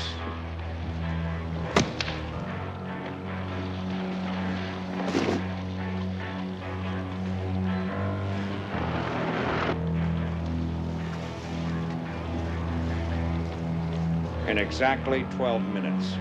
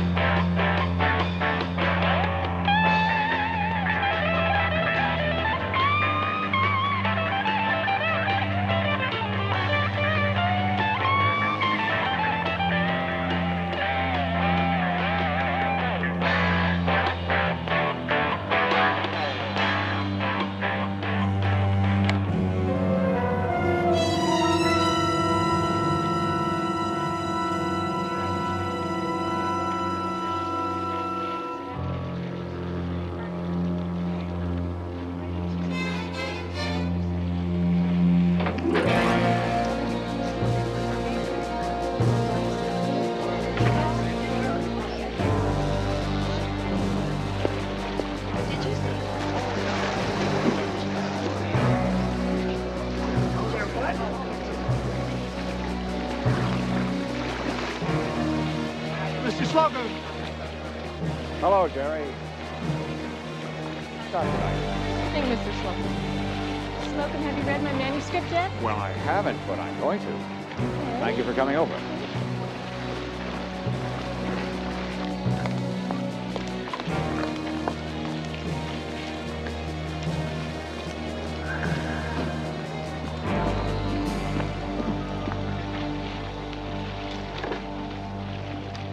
Still on for cocktails? You bet.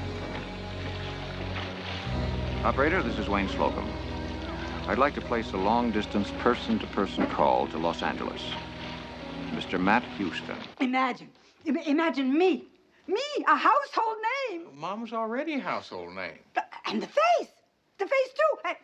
And the face too, right, Myra? The face, your smile there on the cover of the carton, surrounded by such delicacies as veal scallopini, saltimbocca romano, ravioli, spaghetti, fettuccine, linguine, mastaccioli, rigatoni, meatball, sausage, pizza, manigot, eggplant, parmesan, lasagna, gnocchi, spumoni, antipasto, chicken cacciatore. Here are your notes for the speech. Oh, well, thank you. Listen, next time I agree to give a speech to mystery writers, do me a favor, would you? Talk me out of it. Just like I tried to type Myron and Mama out of this crazy idea. Crazy, it's not crazy, it's fabulous, it's a real moneymaker. I'm telling you, all we need is a little development money, and before you know it, this woman's face is going to be staring out of every grocery store frozen section in the country, and every freezer of every home, cooking to mouth-watering perfection in millions of ovens every night. Imagine me cooking in millions of ovens every night. Now, hold it, folks. Listen, I have to think about this a little bit. I really haven't considered going into the business. Look, Houston, just think about it. And after you think about that, think... Wayne Slocum on the line for you. Oh, thank you. Look, Houston, think about it. Then think about this. Mama's line of Italian food could just be the beginning. We could start up all kinds of frozen food lines. We could do Chinese, Mexican, Moroccan, German, Swiss, Irish, English. Wait! I'm just double-checking to make sure you're coming down tonight. I know how busy you can get up there. Oh, of course. I was just talking to everybody here about how excited I am to talk to your writers. Terrific. About what time do you think you'll get here? About 6 o'clock. Good. Wayne, are you still there? Yes, I'm here. It sounded an awful lot like gunshots. It did sound like gunshots. Hold on a minute, Houston. Mr. Slocum! It's Emily! She's been shot. She's dead. Houston, Emily Armour's been murdered.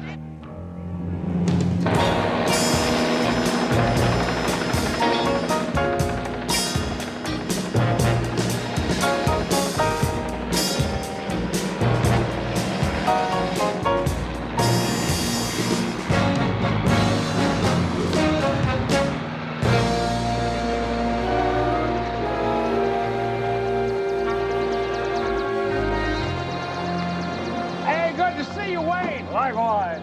If ever a friend needed a friend. Well, you know the old saying, a friend is the best gift to give yourself. Now, listen, I read your latest Dun & Bradstreet. Sounds like you being the #1 mystery novel publisher is treating you pretty well. Well, I was blessed. By the way, where's Miss Parsons? Oh, she got tied up in a court case. She's going to drive down a little later.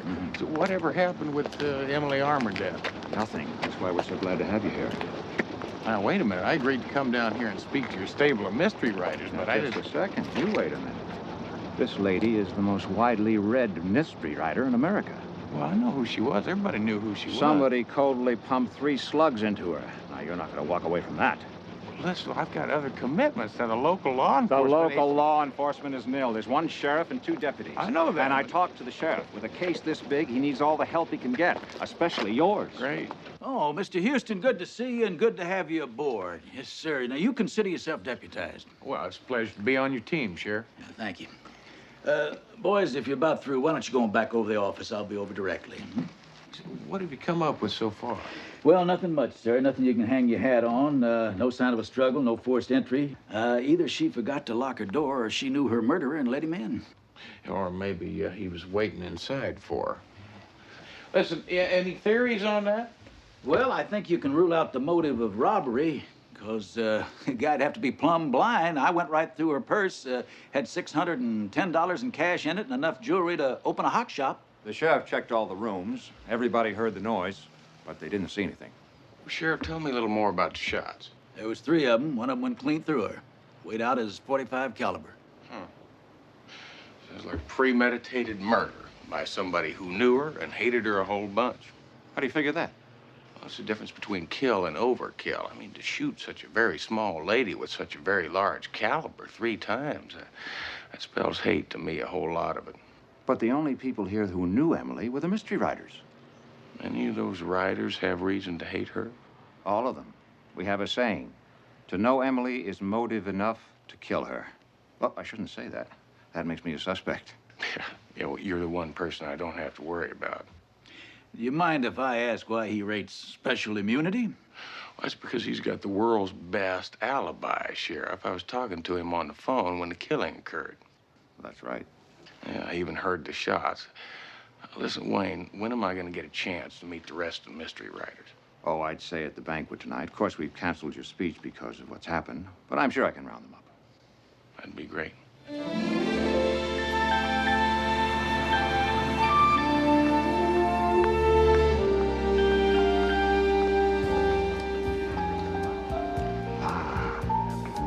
comes the vanguard of suspects.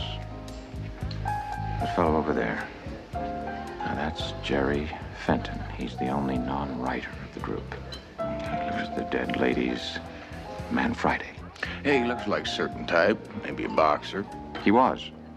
Some say he could have gone all the way. Why didn't he? Well, he just stopped. Quit. Dropped out of sight. 5 years later, he surfaced and was under Emily's employ. Curious to find out what he's been up to for the past 5 years.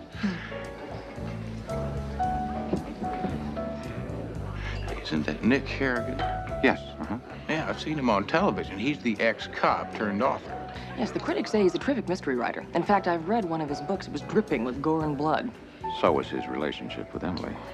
How so? Well, they lived together for 3 short months, and they separated amidst much bad feelings and open warfare. I remember reading about that. She gave an interview to a magazine in which she said that Macho Man Nick Harrigan wasn't so macho after all. He retaliated by coming out in public and saying that she was the reigning queen of kink. That's Courtney Garner. Yeah. She's got a couple books on the bestseller list this month. Yes, that's Courtney, all right. But I wouldn't hold her as a viable suspect. Wasn't she being sued by the dead woman for plagiarism? $30 million worth? No, that's just a nuisance suit. Emily and Courtney got along very well until Emily decided that Courtney had stolen her concept on that new bestseller. Well, I beg to differ with you on that. I mean, 30 million's a good motive for murder, even for Courtney Garner. Well, I suppose you're right. We can't rule anybody out. But of all the people in this room here, I'd say that those 3 were the ones closest to Emily. I guess we just better focus on those 3 for right now. I wonder if you two would excuse me for the rest of the evening. I've got a ton of long-distance phone calls to make. And Emily's murder has just created havoc with the publishing of her next novel. Certainly. Houston? Miss Parsons? It's a pleasure to have you here. Good night. Are you hungry? I'm wrung out. Do you mind if I abandon ship? No, why don't you go on? I just gotta figure something out. Such as? Well, why anybody with premeditation would want to kill Emily Armour with a very loud gun a few hundred feet away from a crowded swimming pool. Yeah, I better do some moseying around. Well, you do that. Happy hunting.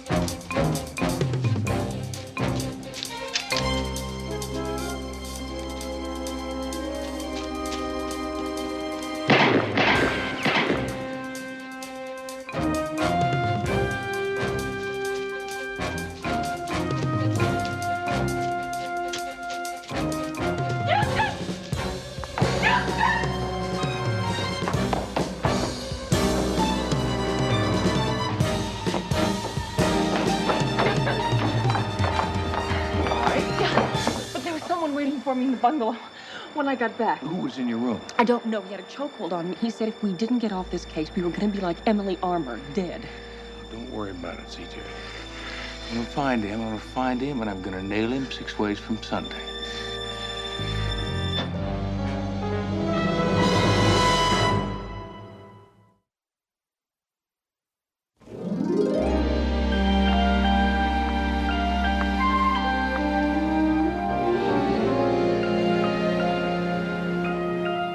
Jerry Fenton?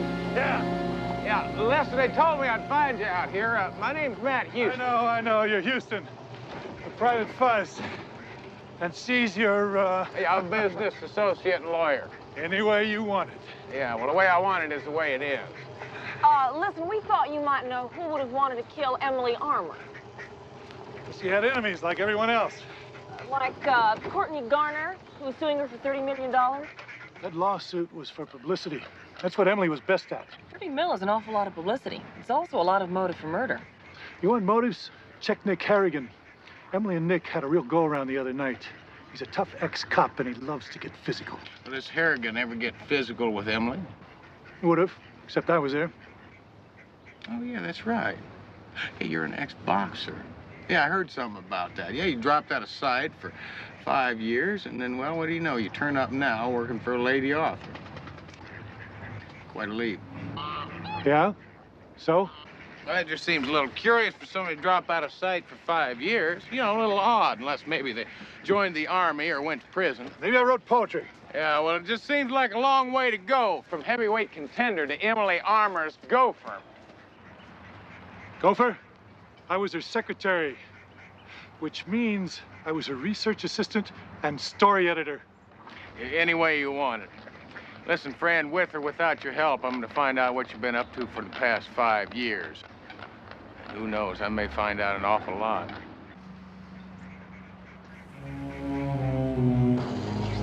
Let's go.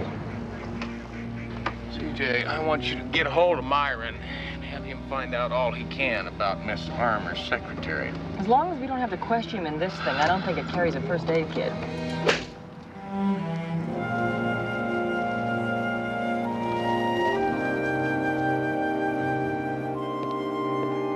All right, yes, I killed her. I had to. She was gonna ruin me. She was a horrible woman. No, no, God, put that gun away. No. God, no,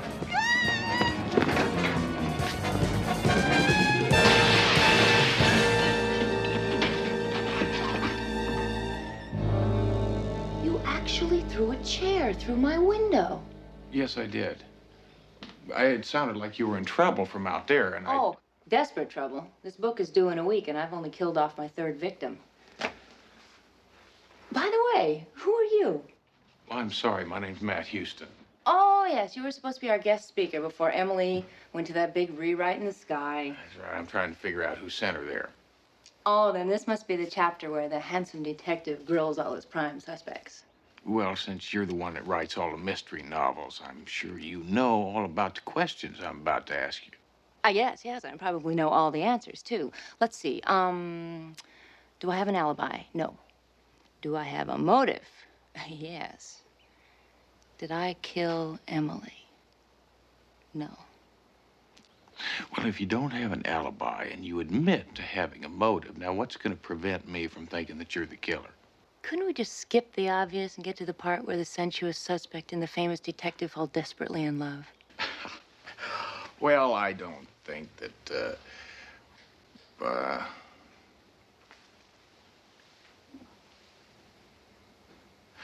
I think I've met this flashlight before. You see this? It's dented. Yeah, and so's my head. Somebody slugged me with one that looked an awful lot like this last night. What, you think I did it? Well, this is your room, isn't it? I don't deny that. What I do deny is knowing how that flashlight got in it. Why do I get the feeling that this is the chapter where the sensuous suspect starts lying to the famous detective? Because she is. Mm-hmm. That flashlight appeared here early this morning when her gentleman caller departed. Does gentleman have a name? Of course he does. I'm not going to tell you. Miss Garner, I don't believe you understand. Now, whoever slugged me with this flashlight could very well be a killer. Now, would you please tell me who it is? This conversation's over, Mr. Houston. I'm not going to tell you anything more.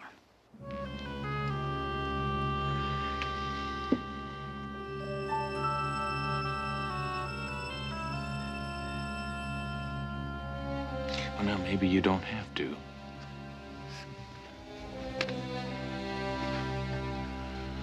But you look at here. Nick Harrigan. Goodbye. Bye.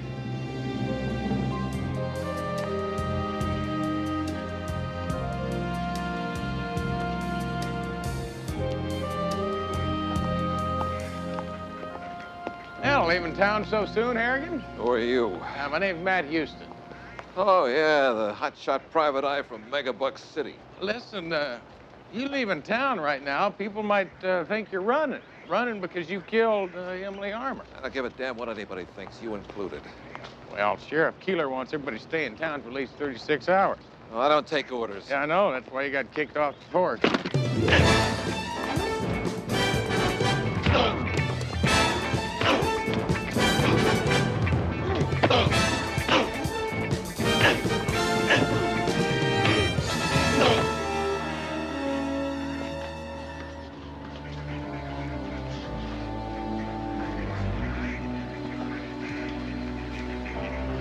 Well, look at this. 45 caliber. That's the same caliber that killed Emily. It doesn't prove anything. You killed her. You killed Emily. Easy, just a minute, Jerry. Just save a little bit of him for Sheriff Keeler, all right? Houston, just a minute. Nick does have a point. This isn't the only 45 caliber pistol in the world, Houston. Yeah. I'm certainly glad you decided to stick around town for a little while. I mean, I'm going to have Sheriff Keeler check out the ballistics on your weapon. I'll make sure he doesn't go anywhere. Hey, pal. You think Nick Harrigan did it? He's the best candidate we've got so far. Well, if the gun and ballistics check.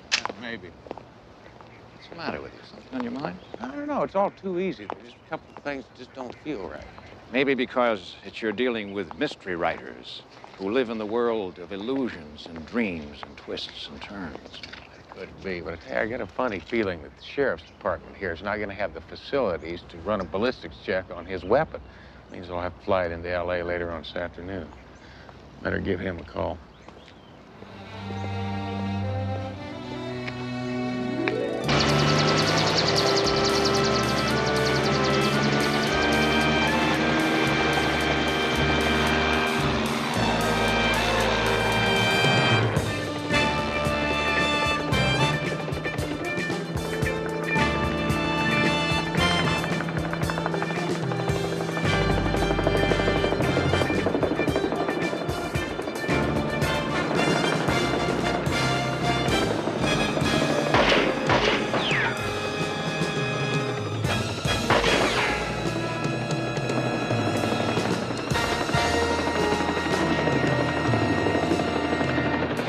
Mayday, this is Matt Houston, over.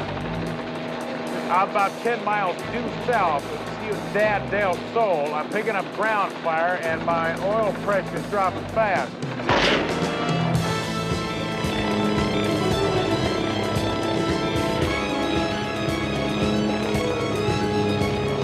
Mayday, if anybody out there can read me, listen, I tell you, my temperature's in the red. My oil line's been shot out. If I don't land this thing in a hurry,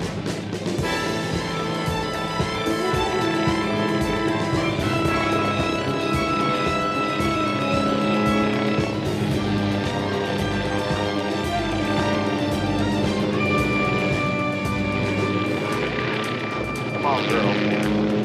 Just a little bit longer. Hang on for old Matlock.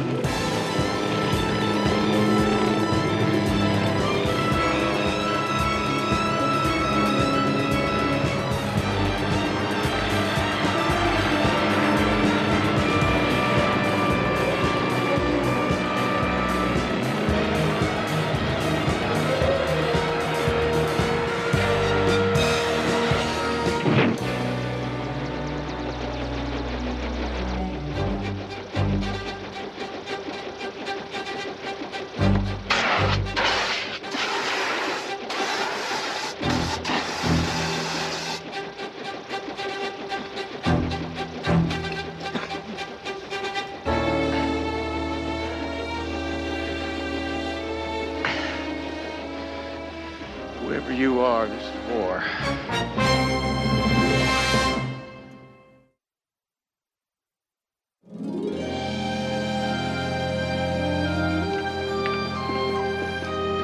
Well, this is all over, Houston. You better find someplace to hide. What are you gonna do, come after me from behind prison bars? I didn't do it.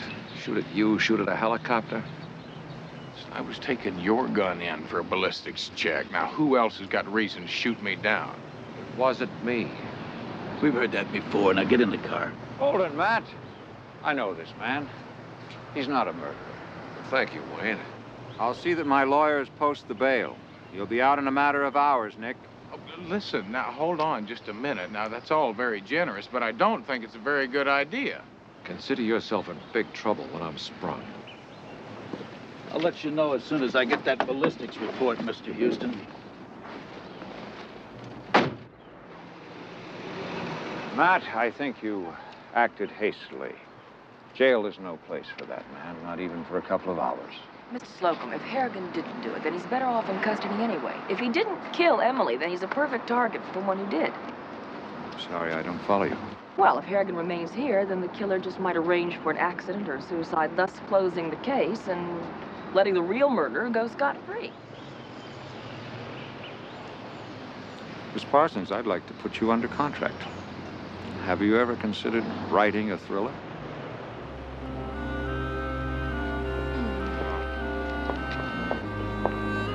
Mr. Houston, Yes. that's for being so smart. You were smart enough to figure out that Nick Harrigan killed Emily, all right. But you're not smart enough to ask yourself why. He did it for me. Courtney, we understand how you... No, you don't understand how I feel. That woman, everyone knew her as this great wit on talk shows, thank you, and publicity circuit. But they didn't know her. The more scandal and pain she caused, the better she liked it because that meant more publicity for her. Well, we understood that's all she cared about. Well, no one will miss Emily. But Nick Harrigan will be missed. I'll miss him. Oh, Lord, what that woman cost me.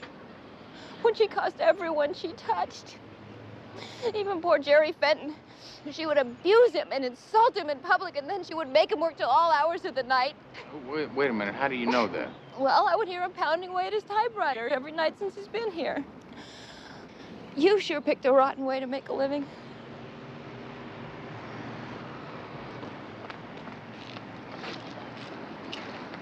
CJ, I'm getting a very funny feeling. Don't ask me what it is, because if I'm wrong, I'm going to feel real stupid. Now, would you do something for me? With a build-up like that, how can a girl refuse? Well, listen, I want you to go to Emily's bungalow, see if you can find anything with her handwriting on it, preferably one of her manuscript pages. I'm going to go see Jerry Fenton's bungalow. I'll be back in about 10 minutes. Houston, don't get into it with him. He's an ex-boxer.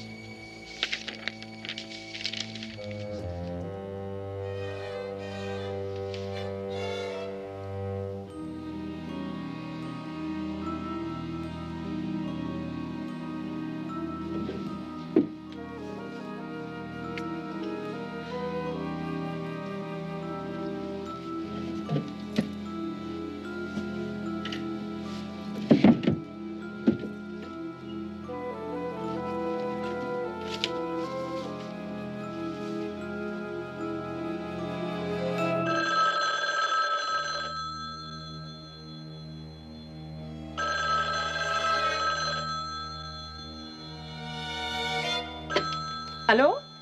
Oui, this is the chambermaid. You has a lousy Hungarian accent. It's a French accent, Houston. Whatever, CJ. Listen, I think I struck pure gold over here. Terrific, because I just struck contracts, legal ones, and now I think that I'm thinking what you're thinking. Well, that's super. Listen, I tell you what, I'm gonna swing by your room and pick up those contracts. Meantime, I want you to get a hold of Sheriff Keeler. Tell him to get him and his black and white over here pronto, all right? You bet.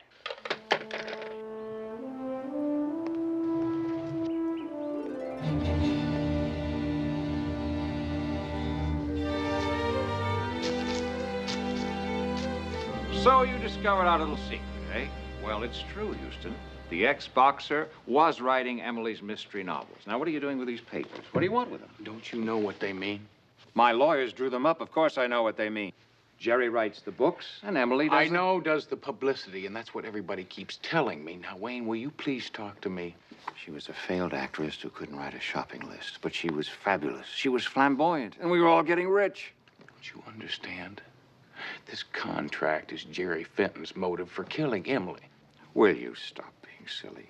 Why would he want to kill the goose that was laying all those lovely golden eggs? It's an updated contract, Houston. Just in time for this annual meeting. The Slocum Publishing Company was going to announce the Would you stop playing games with me? Now, the new terms stink. Emily was getting a lion's share. She was getting greedy. Fenton just couldn't handle that.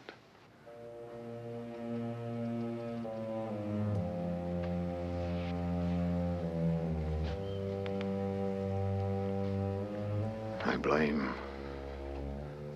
myself. I should have never allowed Jerry to sign those contracts. Oh, he was in a rage. I knew it then. I knew it. You knew he could kill her. Tell me where he is. He's at the lake. I just left him earlier. He's out jogging.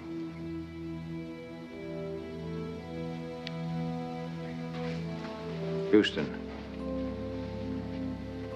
I discovered him, you know.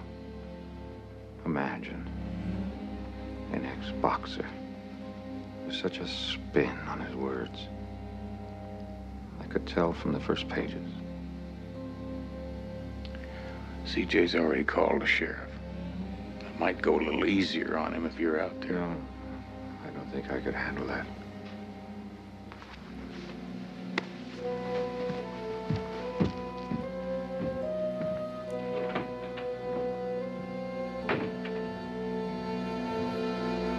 How long does it take you to get here? Oh, Jerry, you look all upset. I came right over when you called. Houston knows. He took my pages. Houston knows nothing. You better calm down. You need a drink. He didn't take those pages for nothing. He showed me the pages. I explained everything to him, Jerry. Explained what? Explained how? I explained how our business works. I explained about the ghostwriting. I explained about the contracts. He understood that. Jerry, everything is fine. Fine. Anybody with a glass eye could see what happened. With my manuscript. And that contract. He's sure to think that I killed her, or at least had something to do with it. Well, there's an argument for that. But you can also say that you are the last person in the world who would want to see Emily dead. It would ruin you. He understood that. Jerry, why shouldn't he? He's smart. He'll figure it out. Well, you're right about that, Jerry. Houston is smart. And you're not that tough, big as you are. Houston followed the trail to you. If he should decide to put a little squeeze on you, you wouldn't mind trading off a few years in prison with me. Huh? What? I don't feel so good. I always wanted to tell you, Jerry, how much I liked you. how much I enjoyed our association together. And I was wondering if there was some last thing you wanted me to do, someone you wanted me to look up. What are you talking about? What are you doing? Well, I'm typing up your suicide note. I put poison in your glass. You've got about, 20 seconds to live.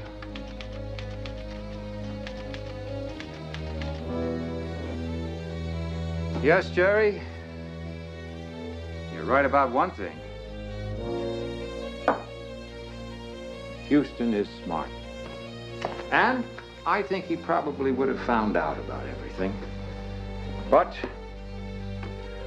I'm smarter. I have decided to end this little game.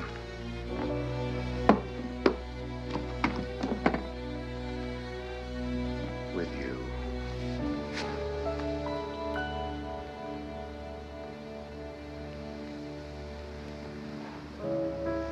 I'm sorry, Jerry. You certainly did have a way with those typewriter keys.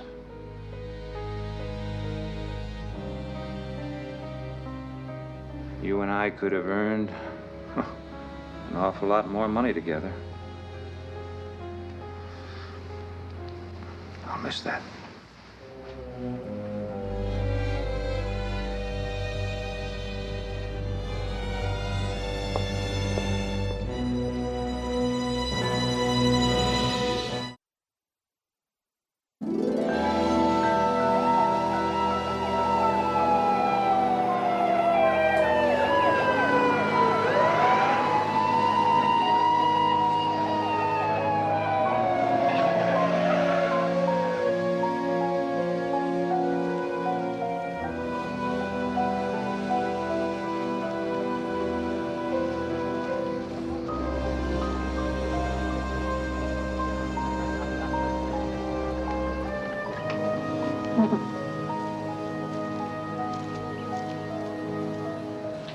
Now I know why I didn't find Jerry down by the lake. It was a suicide, Houston. The maid found the body. Apparently he poisoned himself. Oh, Sheriff? Mr. Houston, it looks like this case is all wrapped up. Oh, I want to show you something. I found this hidden in the room. I expect the lab will confirm it's the murder weapon. And, might take a look at this. Found this in his typewriter. She deserved to die. I would have gotten away with it if it hadn't been for Matt Houston. I tried to kill him, but I know now my arrest is inevitable.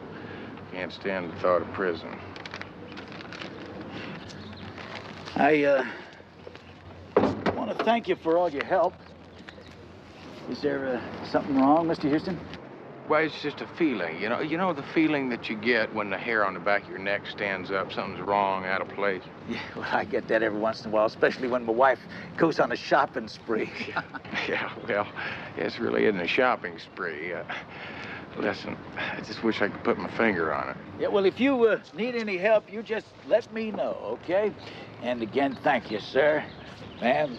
Listen, there is something you could do for me. I mean, seeing as how I got to the scene of the crime a little late when Emily Armour was killed, I thought maybe I could take a look at your official report. Sure you can. I got it in my briefcase in the car. I'll get it for you.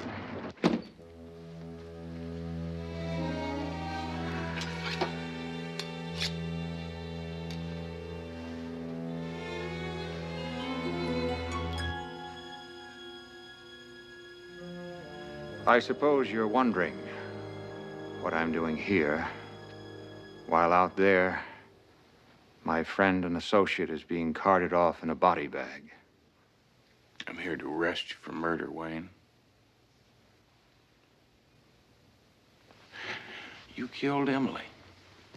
You almost got away with it. Please, Houston, it was Jerry. You said so yourself. Emily got greedy and so... Come on, Jerry was your accomplice.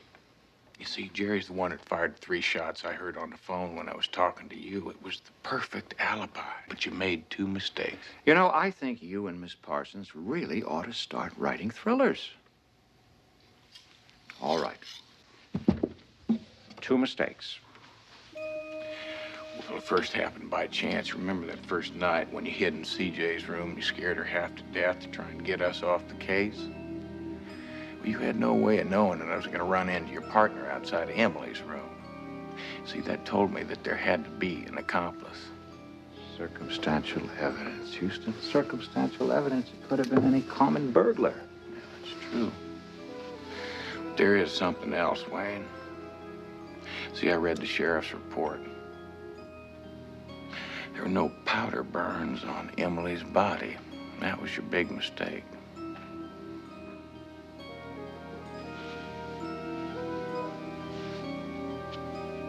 Powder burns? Yeah. That body would have had to have had powder burns on it to be shot at close range, but there were none.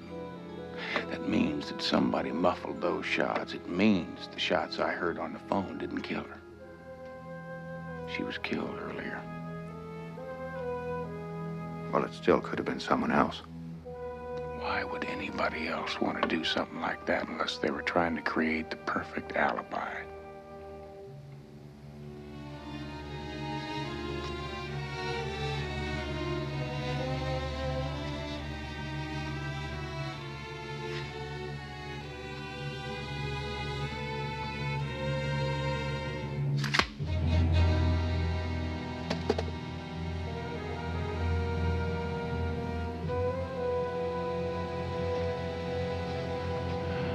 Jerry blamed me for getting him into that mess with Emily. And he said if I didn't get him out of it, he'd leave the Slocum Publishing Company. Now, you know that Jerry's books were selling in the millions. That's right, and they kept your company in the black. Couldn't afford to lose your star writer, so you killed Emily. And when you realized that I was getting too close, you killed Jerry just to protect your own skin. It's because of you that I killed Jerry. You've cost me a lot. We've known each other a long time, pal.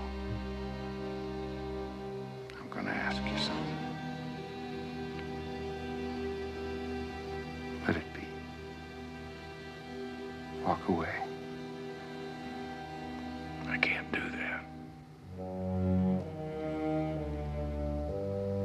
Well,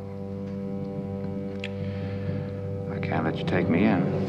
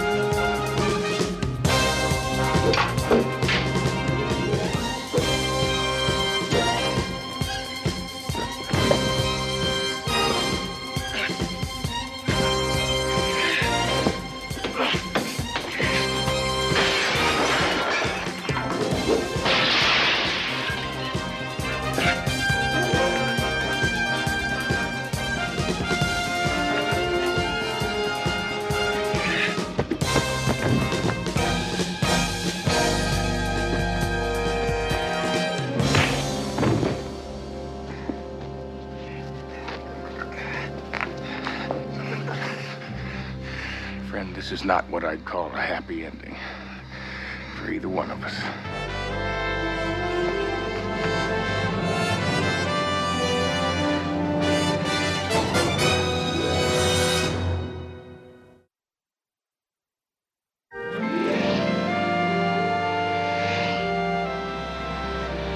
Your mama, you're the soul of Italy. Okay, now is she, excuse me, he comes out of the kitchen bearing Mama Novelli's food fit for the gods. What I want you to do is I want you to frame the archway, the grape leaves on the latticework, the candles, the ambiance of Italy, and then as she comes down into a close, she says... Are you gonna love it? Great, I want you to hold in that smile. Then I want you to rack back down here past the wine, past the candles, past the bread, to the Mama Novelli's package featuring the logo. That's what we're selling. Rack clothes. What? This is made for home movies. Oh, no. Houston, thank goodness. You're right on cue. Myra, you told me to come down here in a hurry. What's going on? Look, we're making a test run for a commercial. I wanted to get some of my concepts down on film here so those advertising guys didn't botch it up. This is it. This is the beginning. I wanted you here to be part of this great moment. Yes, but also because I felt the restaurant should be populated for the spot. Look, just don't worry. Just sit down. There's no speaking part. Your only atmosphere. Savario has the only line here. You're gonna love it. Oh, excellent. Boy, I wish Mama was here. Somehow, it's not quite the same. Rehearsal. Is Mama gonna go for this whole thing? She fell in love with the idea. Yeah, well, where is she? She's gone to inspect the factory where the food is actually made. All right, you can handle that. Now, remember, energy. All right, everybody, let's try one of these things. Great. All right, everybody, now, let's do one. Ready when you are, CB. Oh, you're gonna love it. Not yet. Never mind, it's all off. There's not going to be any Mama Novelli's frozen foods. What do you mean, Mama? I thought you were all excited about this idea. Yeah, sure. For the restaurant, it's fine. But for all that food, but Carita, you need a factory. Yeah, but Houston, I made such a great deal. I got the same place that makes Chef Linguini's frozen pizza. Chef Linguini's pizza is not pizza. It's a cardboard with ketchup on it. And now they're just going to make more. Stick it in a box. And with the name Novelli on it? Ma, siete matti. Never. Mama, we'll make a fortune. Hey, he who steals my purse steals trash. But he who steals my name, they're asking for trouble.